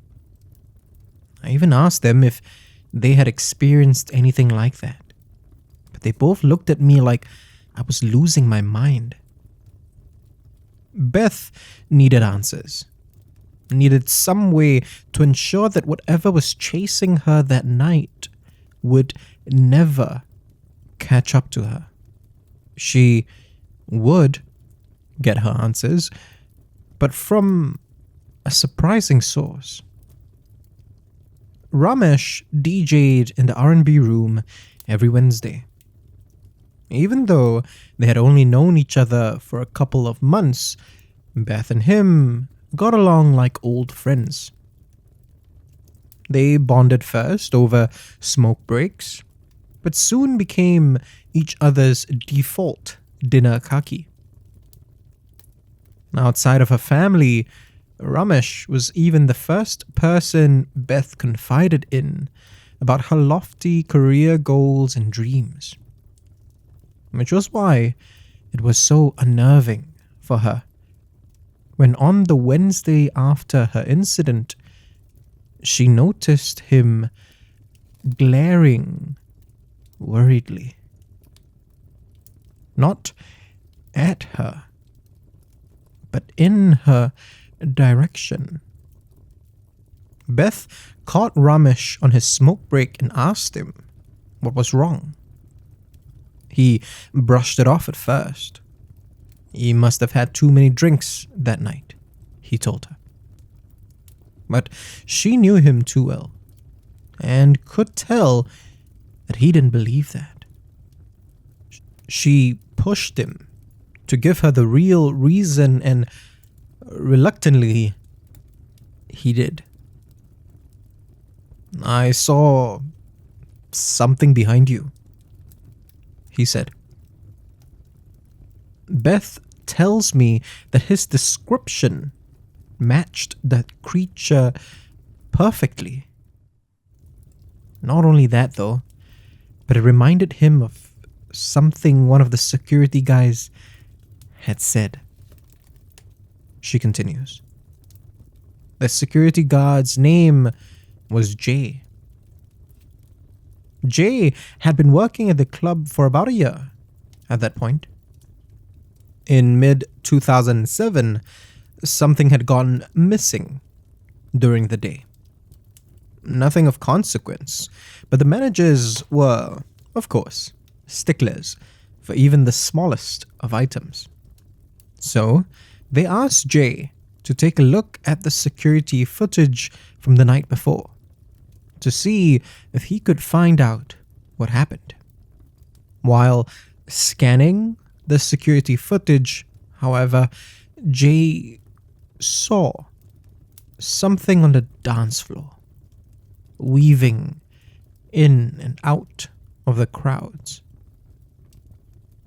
A figure crawling like an insect. Footage back then wasn't as high def as it is now, so at first he didn't pay any attention to it, Beth says. But after watching enough of the footage, Jay couldn't deny that there was something there. The creature made its way all along the dance floor, but it eventually settled in one spot of the club, Beth tells me, her voice shaking just a little as she recalls this. Right behind her lights. The building that housed the club was old, Beth tells me. It probably has a storied history. Lots of good times, obviously, but at some point, something bad must have happened there. Beth pleaded with her manager to move her, not just to another station, but to another room entirely. Her manager said no at first, and even chastised Ramesh for scaring Beth.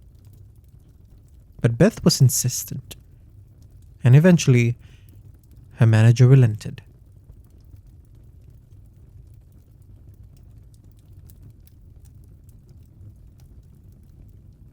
I never had any problems after that, she tells me, her tone lightening back up as she orders herself a kopi. Nothing bothered me at the club and nothing followed me back home.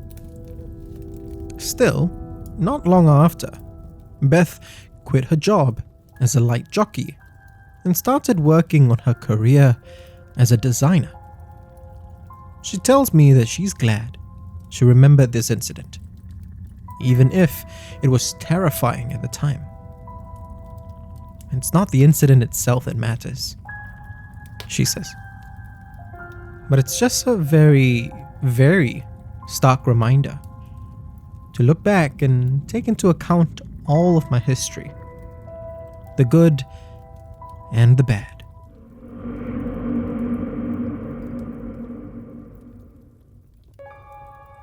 I noticed David's tattoo as soon as he takes a seat across from me. We're at a coffee shop in Sengkang, a couple of blocks away from his flat, on a nice, sunny Saturday afternoon. David doesn't seem to think much of the weather though. I suppose it's just rose-tinted glasses, he says, with a shrug. The skies are never as clear as they used to be when you're a kid. David admits that his teenage years were probably no more special than most Singaporean kids back in the late 90s. Shopping for clothes at Far East Plaza, buying CDs at the old Tower Records, trying to sneak into clubs, and of course, school holidays spent at chalets. He laughs at how no one does that anymore.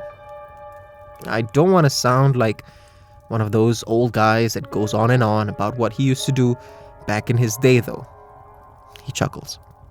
I take the opportunity to ask about the tattoo on his right forearm.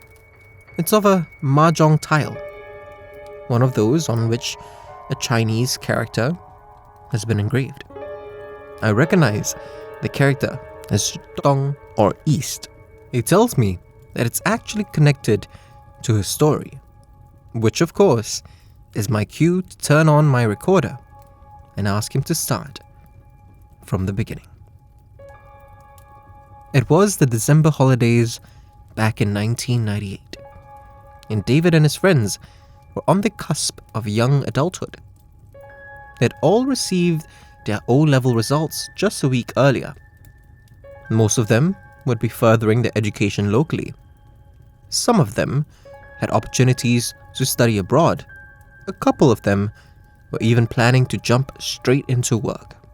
All of them, however, knew that this school holiday was probably going to be one of their last times hanging out together, even if none of them wanted to say it out loud. So, they decided to mark the occasion by booking a chalet over at East Coast Park.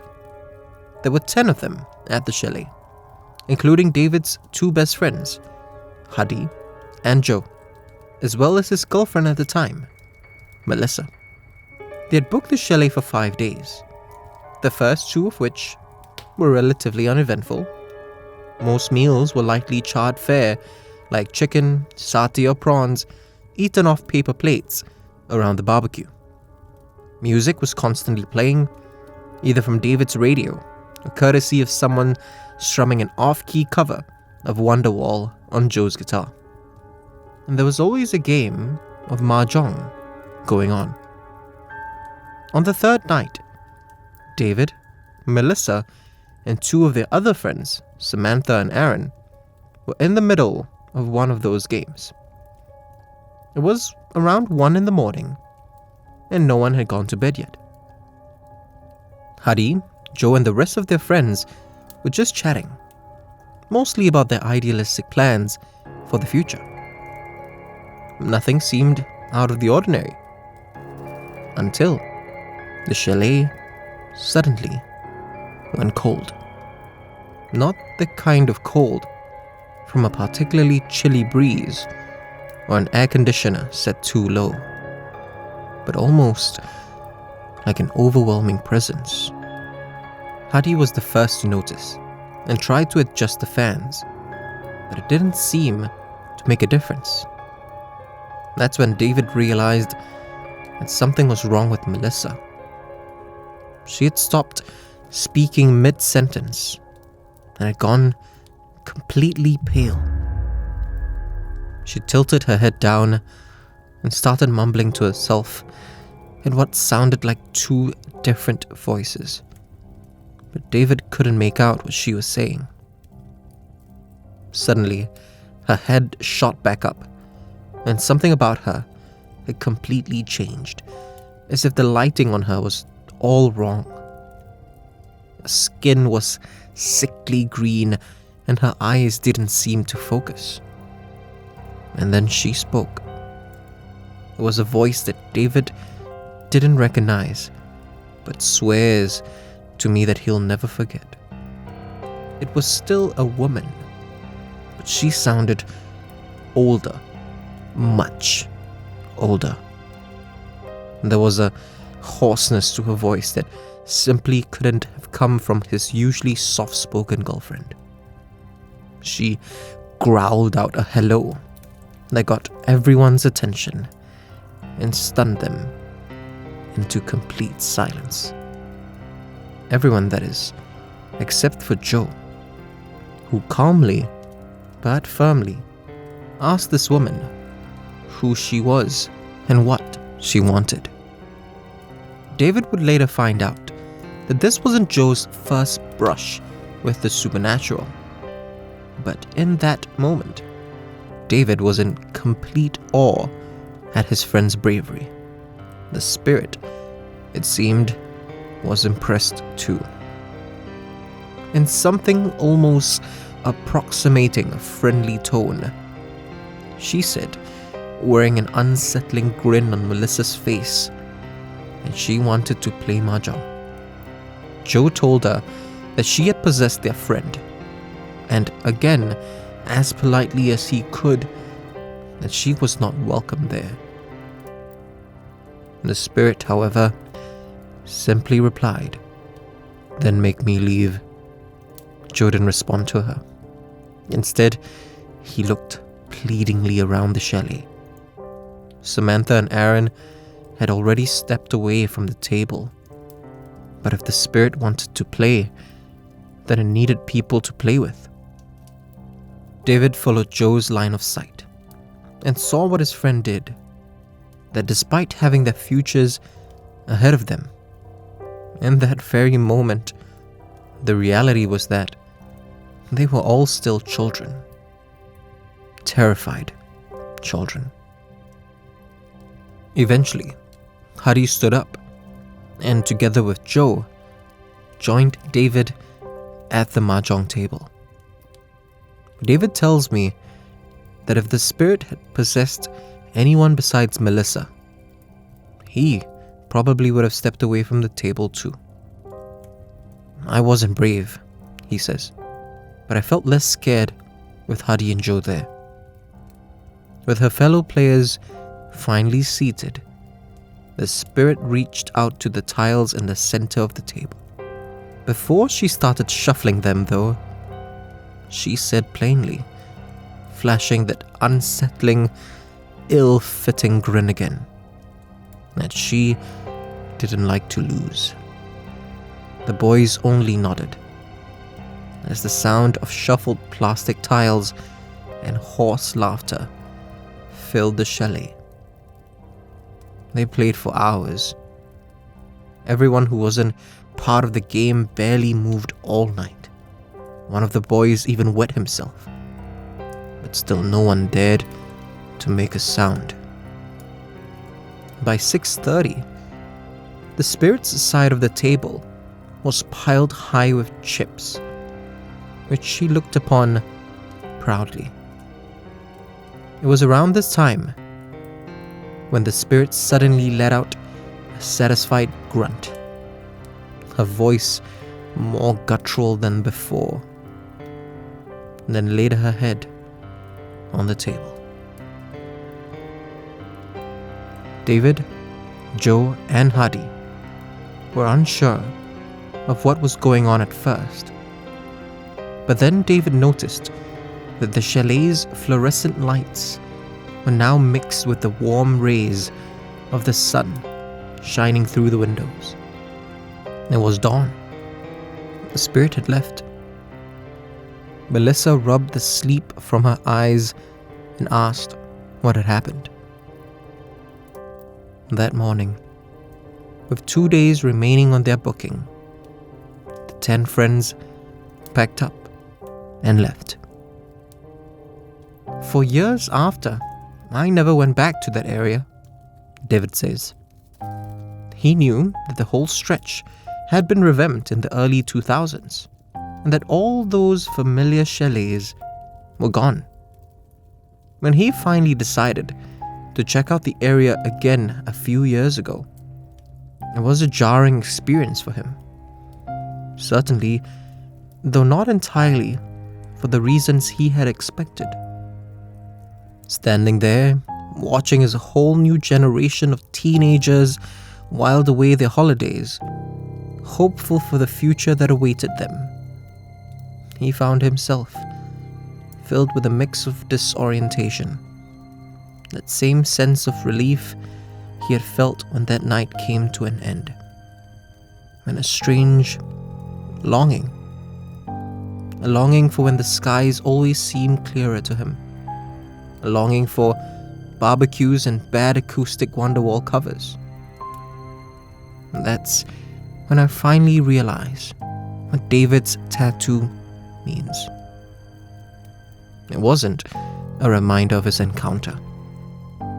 It was a reminder of his life before it.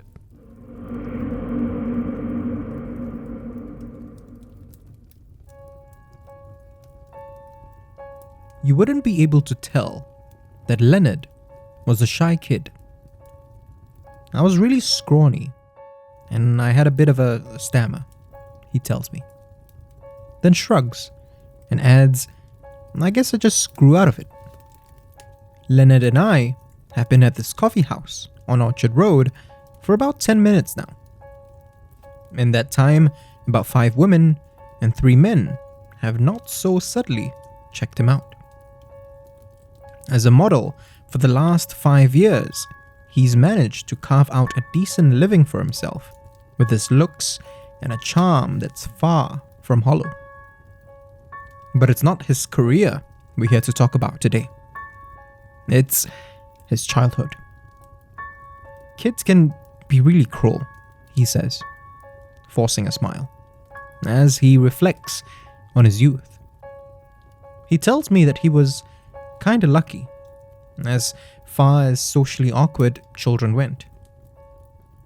There was never one bully whose sole purpose it was to torment him.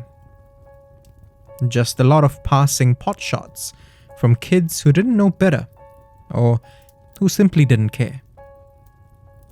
Those pot shots pushed him further into his shell, before he could eventually emerge and find his confidence. I double-check whether he's okay with speaking to me today. After all, his account is tied a little to that social awkwardness. His forced smile softens into something more genuine. Yeah, it's fine. My nephew used to get bullied, so I shared my own experiences quite often and openly with him, he says. His smile seems to take on a certain cheekiness then. He adds, just not this one. I offer a smile back, then fish out my recorder, turn it on, and ask him to start from the beginning.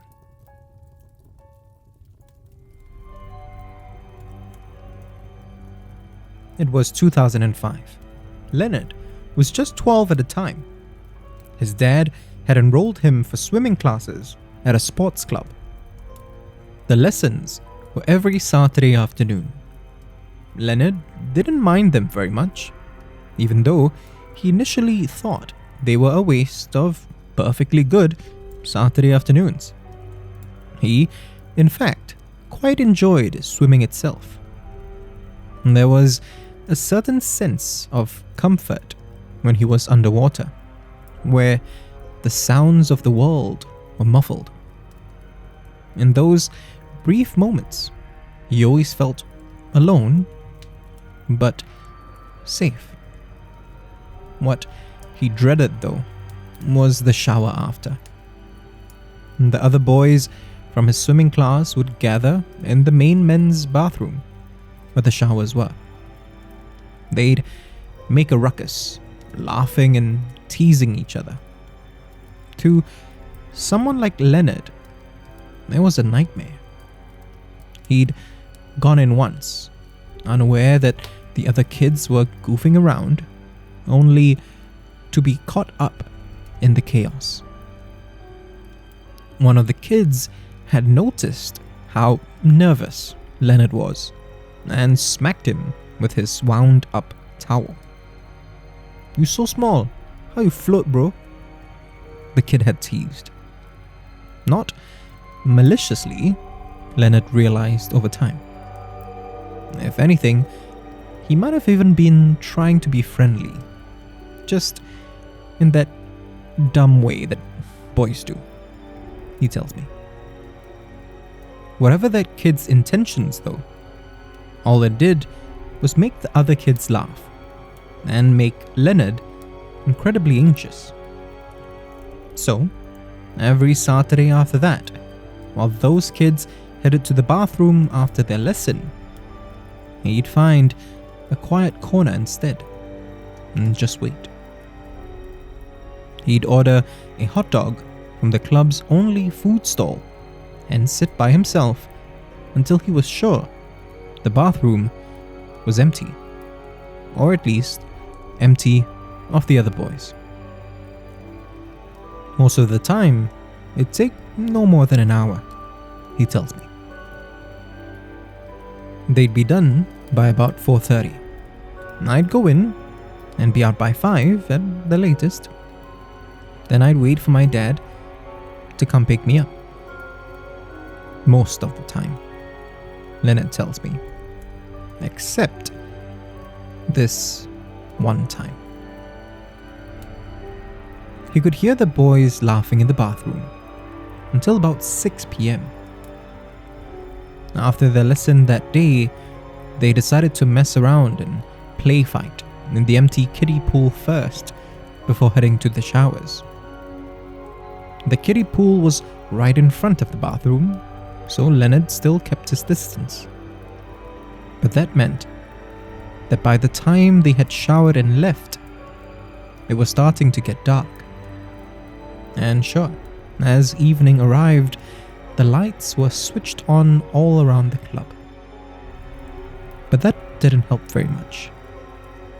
The main changing area in the bathroom, encircled by walls of lockers, certainly seemed creepier in the glow of the club's fluorescent lights. But it was the row of shower stalls that really made Leonard nervous. All was quiet as Leonard made his way towards the stalls, which had been cast in ominous shadows. He timidly checked all of them to see if he was alone. No one. The only sound was the soft patter of his feet against the mats that covered the bathroom floors and the monotonous hum of the fans. Finally, feeling as safe as he could feel, Leonard started to shower. He was beginning to actually relax a little under the lukewarm spray of water when he heard another shower suddenly go off. "Hello?" he called out, hesitantly. No response. Cautiously, Leonard wrapped a towel around himself and stepped out to check the other stalls again. And again, like before, there was no one else. He went back to his stall and tried to brush it off. It was his imagination, he kept telling himself, over and over. It was his imagination, but even if it was, he still couldn't shake the sense that he wasn't alone. He started to shampoo his hair as quickly as he could, his eyes shut. Just get it done with and get out of here, he thought to himself. But before he could wash the shampoo out, he felt it. Clear as day, someone shoving him It wasn't the full force of a whole palm. At most, a forceful shove from a single finger. But all alone in the bathroom, it was enough to terrify him. "Who's there?" he shouted, his voice quivering. Nothing. Until he felt another shove. He washed the shampoo out of his hair, opened his eyes, then spun around, his back towards the shower. His vision was still blurry from the water, but as far as he could tell, there was no one around. As the spray of the shower automatically died down to a trickle, though, he heard it.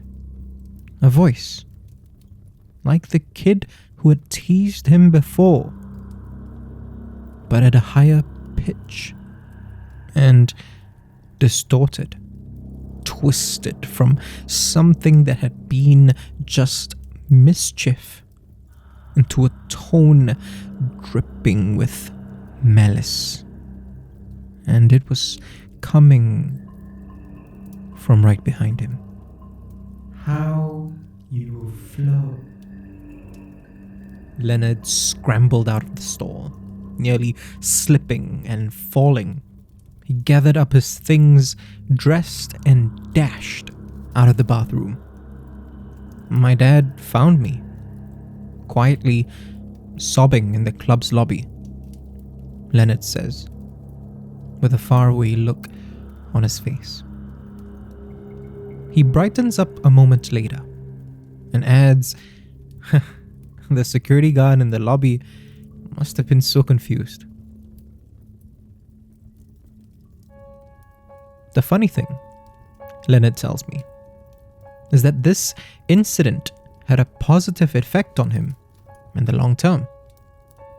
Sure, he didn't make friends with the other kids in his swim class.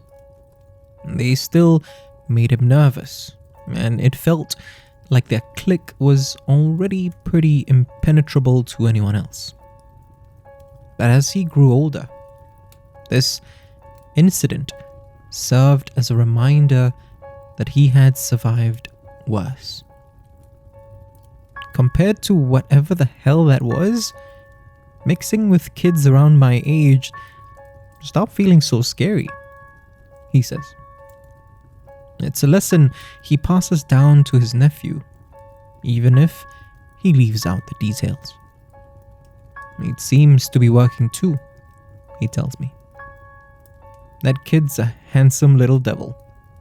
Pretty soon, he's gonna be stealing jobs from his Uncle Leonard, he says, with an easy laugh. That laugh, I notice, catches the attention of yet another woman.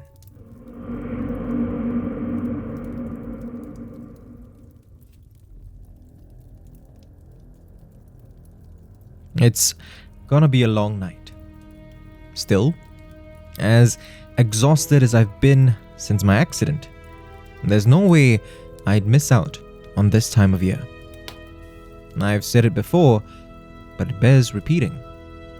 The Hungry Ghost Month really inspires more people to share their stories with me. And while I try to steer clear of returning to places that I've covered before, sometimes I'll get enough stories about an area that justifies a revisit. Pulau Tekong is one such place. Out of the 3 interviewees I'm meeting with tonight, 2 of them are sharing their stories about the island.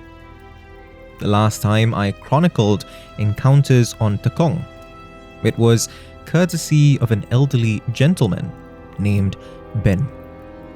Ben had related to me his experiences there from years before it was turned into a military training center. So, it's pretty fitting that this time round, the first of my interviewees is his grandson, Gary. We're sitting at a coffee shop in Bedok, each of us sipping on a warm cup of kopi. Gary, I note, looks a lot like his grandfather, and he smiles when I tell him so.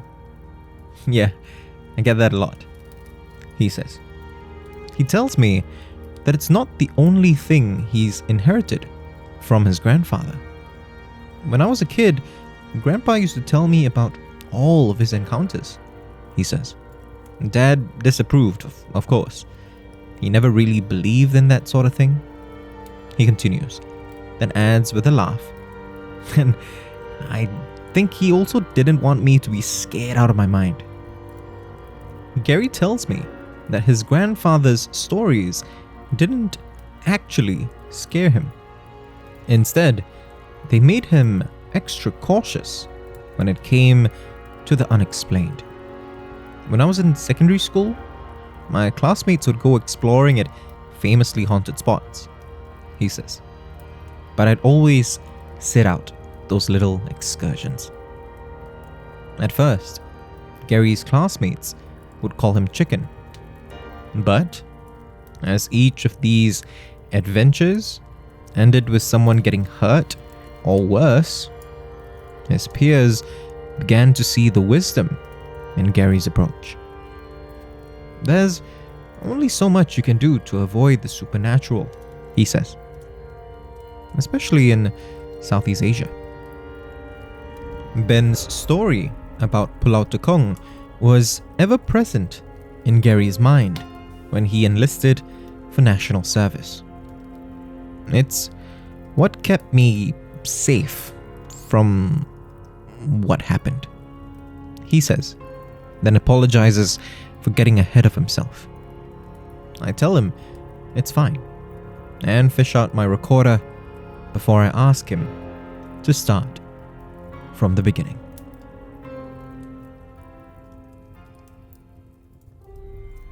It was the Hungry Ghost month in 2010. Gary hadn't passed his physical exam prior to enlisting for national service. That meant that he'd have to go through 2 weeks of extra training before he could even begin his basic military training.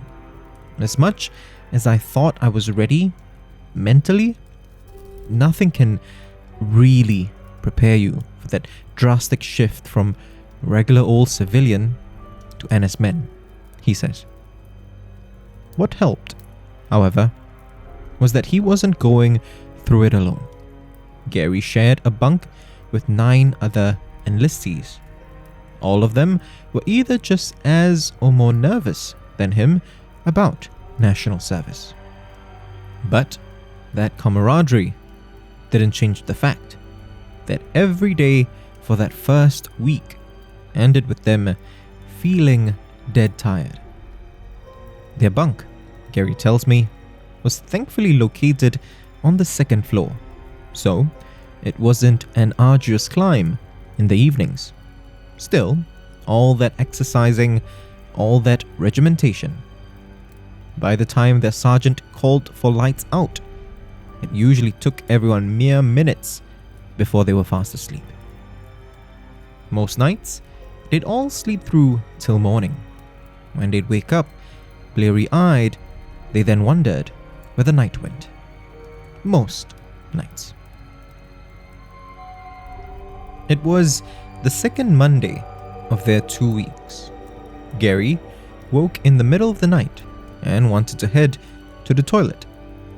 But his grandfather's stories echoed in his mind, and countless other stories too, from previous generations of NS men that warned about going to the toilet alone. So, Gary looked around the unlit bunk, hoping to find someone else who wasn't fast asleep. That's when he caught sight of 2 of his bunkmates, Roger and Amali, heading out. Roger was supporting Amali, who was hunched over slightly, groaning and heaving. He sounded like he was gonna throw up at any second, Gary says. Gary rightly assumed that the pair was heading down to their sergeant to get Amali to the medical officer. As they slowly walked out of the bunk, however, Gary noticed something odd. The shape of the shadows that they cast in the light of the corridor outside their bunk. It was close to what it should have been. Close, but not quite right. I would have chalked it up to my imagination, or my lack of sleep, or really just my urgent need to pee, he chuckles. Except the shadow, it came back into our bunk. The shadow was larger now. It stood at the entrance of the bunk and seemed to be looking around, looking for someone else to torment. Gary was frightened, but he was prepared. He slipped his hand under his singlet and pulled out the talisman that his grandfather had given him. A talisman of the sun deity. Grandpa told me how he thought the sun deity had protected him when he would visit the island in his younger days, Gary says. I'm not terribly religious, but at that moment, I felt the kind of comfort that only Grandpa had ever given me. That comfort would be short-lived. Even though Gary's bunk bed was the furthest from the door, the shadow had noticed his movements. It seemed to fly towards him like a large black bird of prey. Just as it reached the foot of his bed, however, it stopped. The shadow had no discernible features. It was just a shape of nothingness. Still, Gary felt like it seemed surprised. Then Gary felt its emotions change to anger and malice. Gary's towel was hanging from the frame at the foot of his bed. The shadow tossed it across the room petulantly, then seemed to disappear. But Gary knew it was still nearby. I had taken the bottom bunk of the bed, he tells me. The top bunk wasn't occupied, and that's how I knew where it had gone. The bed above Gary squeaked under the weight of something heavy on it. From the foot of that bed, Gary saw a pair of legs lower down. The pale legs of a child. The carefree laughter of a little girl filled the room. Carefree, but with a hint of spite. It was deafening, Gary tells me, shaking his head. But no one else seemed to hear it. The louder the laughter got, though, the tighter Gary held onto the talisman. I want to say that I knew that the talisman would protect me, that Grandpa wasn't full of tall tales, Gary says. But the truth is, what other choice did I have? As the night wore on, Gary was taunted by whispers from all around him. Two sweet whispers in a child's voice from the top bunk. Whispers from an older woman that sounded like nails on a chalkboard to his left. Growling hisses like that of some beast from the door. All of them mocking him. All of them saying the same thing.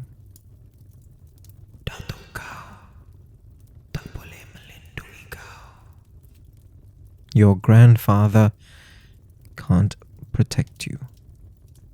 Yet, for all their taunts, Gary says, a wistful smile on his face, they never got any closer to me.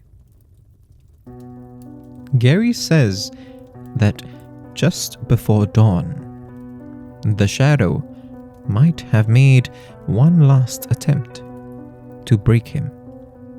I hesitate to give it more credit than it deserves, he says. After all, I was seriously frazzled and sleep deprived by that point. The taunting whispers grew fewer and fewer the closer they got to sunrise. But just before they went completely silent, they seemed to be coming from the table in the middle of the bunk. Gary looked over and saw something on the table. In the light of day, I could confirm that it was just someone's helmet, he tells me. But no one knew how it got there.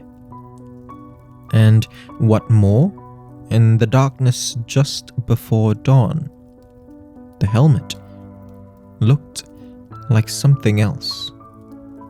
It was... Gary pauses now, clearly still struggling with this. His face is scrunched up in a mix of sadness, fear, and anger. I tell him that he doesn't have to continue if he doesn't want to, but he silently waves me off. It looked like Grandpa's head, he tells me, finally. It's his eyes, wide open, just staring at me. Gary says that he nearly ran to it. Nearly. He takes a deep breath and pauses again before continuing. I don't know how I resisted, honestly, he says, but he did. And soon dawn's light crept into their bunk, illuminating the shape for what it was. Just a helmet, he says. Just a helmet. The first chance Gary had that day, he gave his grandfather a call. The elderly man was thankfully fine. He sounded relieved, he says, his tone brightening up, even before I told him what had happened. The shadow never bothered Gary again. A few more of his bunkmates fell ill over the next couple of nights, but no one saw anything. And after those first 2 weeks, Gary convinced some of his bunkmates to bring their own religious items with them too. And after that, no one else fell ill in that bunk for the rest of their time on Tekong. When I told the rest of the family what happened, Dad was surprisingly quiet, Gary says. With a smirk, at first, before his expression softens. I saw him talking privately with Grandpa later though. They chatted for a bit, and then he gave Grandpa a pat on the arm. Gary goes quiet, and we both sit in that silence for a moment.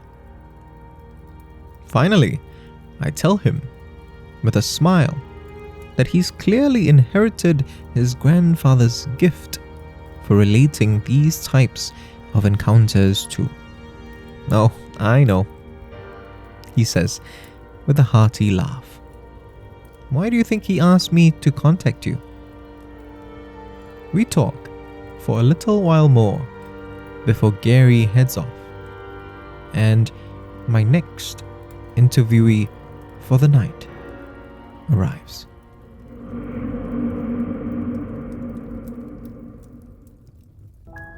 A group of National Service boys walks past us, heading down to the bus interchange to take the shuttle to the ferry terminal. It's around 8 in the evening, and Ben and I are in the food court of the White Sands Mall. We smile as we catch snippets of their conversations about strict sergeants, physical fitness tests, rifle ranges, and where they're getting posted after they finish basic training. One particular thread stands out to us though. You ever hear about the lady in white? A bespectacled recruit asks his friends. One of them says he saw her sitting near the pull-up bars. Another swears he saw her in the reflection of the mirror in the toilet. Ben and I chuckle as they trail off. He tells me that some variation of that story has been floating around for years. I tell him that the bunk with 3 doors is the one I hear most often. Ben is an old friend of my mentor. The lines on his face are gentler than my mentor's were. He knew what my mentor did and what I do now. But he never really joined in, choosing instead to start a family. His son's about my age now. He's expecting his 3rd grandchild soon. Ben does have one story to share though.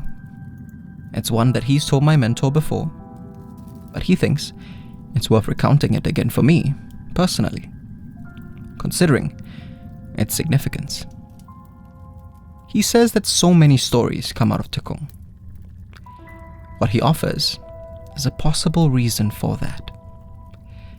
And before I can chime in, he gives me a cheeky wink and tells me he'll start at the beginning. Ben had been camping on Tekong with a couple of friends, including my mentor, since the early 70s. Back then, there were still a lot of people living on the island, mostly Hakka fishermen or farmers and their families. And there were also quite a few temples around.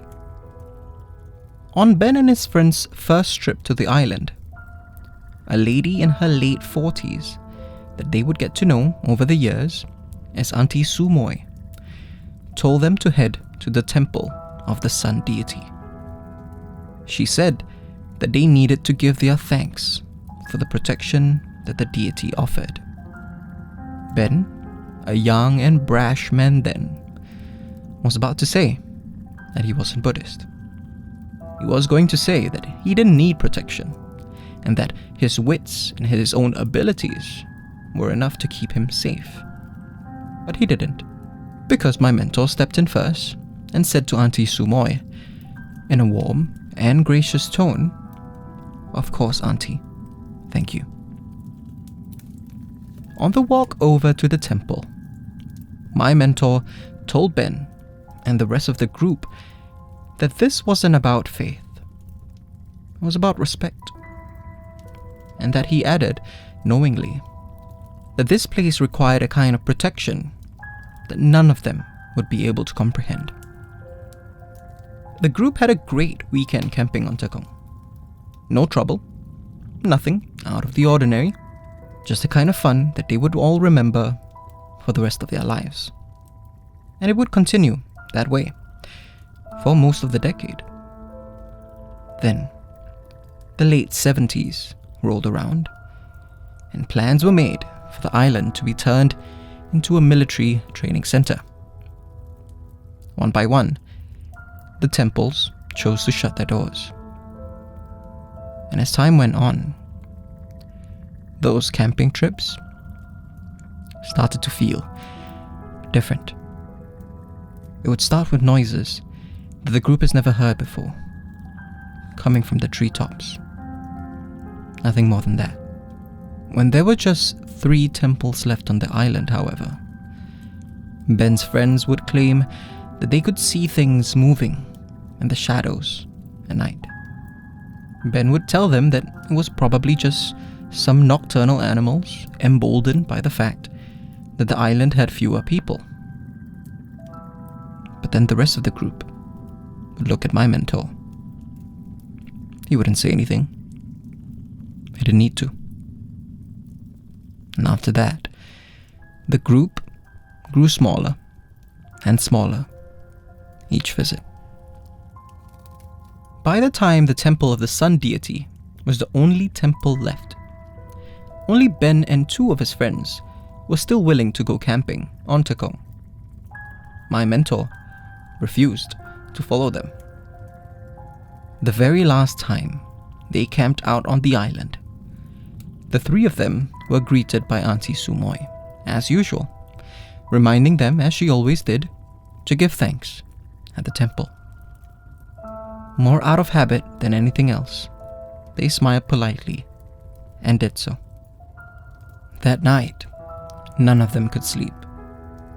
It wasn't the strange sounds or the things in the shadows that kept them up, but an uneasy feeling. Later, they would all agree they felt like they were no longer welcome there. At around 3 in the morning, Ben would walk a couple of meters away from their tents to relieve himself. Just as he was done, from the corner of his eye, he saw something moving. Unlike the other times though, it wasn't something hidden in the shadows. What he saw was a flash of white. Ben whipped his head around, hoping against all hope that it was just his imagination, but instinctively knowing better. Everywhere he turned, he only caught glimpses of the pale hem of a dress, moving almost silently in the dark among the trees. Finally, he stood his ground, refusing to budge. He took a breath to keep his tone level and said to whatever was taunting him that he wasn't scared and that the sun deity would protect him.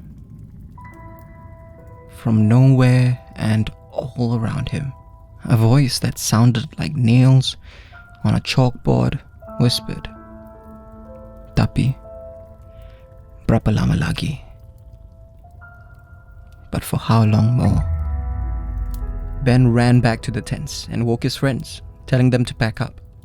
They protested, saying it was still 3:30 in the morning and there was nowhere for them to go. But Ben insisted.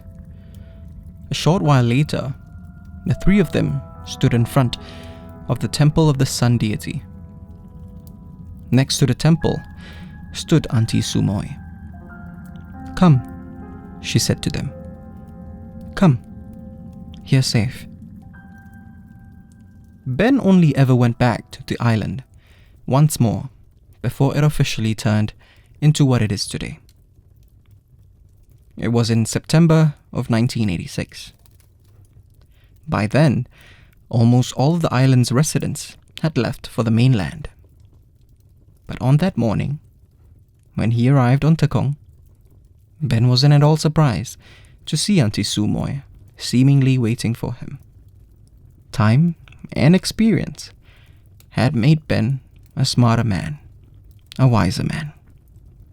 Possibly, for the first time ever, not out of habit, but out of genuine respect, Ben greeted the old woman warmly.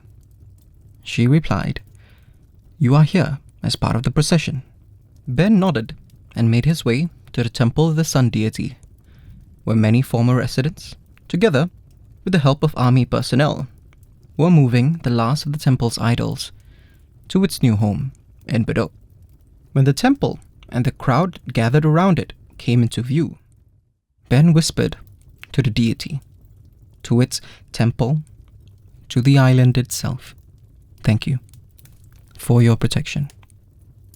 Ben tells me that he's been back a number of times since then, for his son and grandson's national service. He says that he doesn't have that unwelcome feeling there anymore, and that whatever the army did certainly seemed to have worked. But he adds that he has never felt as safe as he did in the early 70s.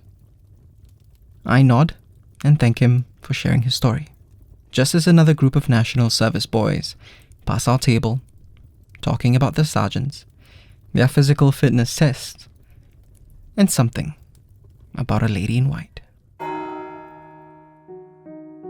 To all our fans and listeners, thank you for supporting Season 2 of Ghost Maps. We'll be taking a break until late February 2025. But don't worry, Dead Air will continue to go online every 13th of the month.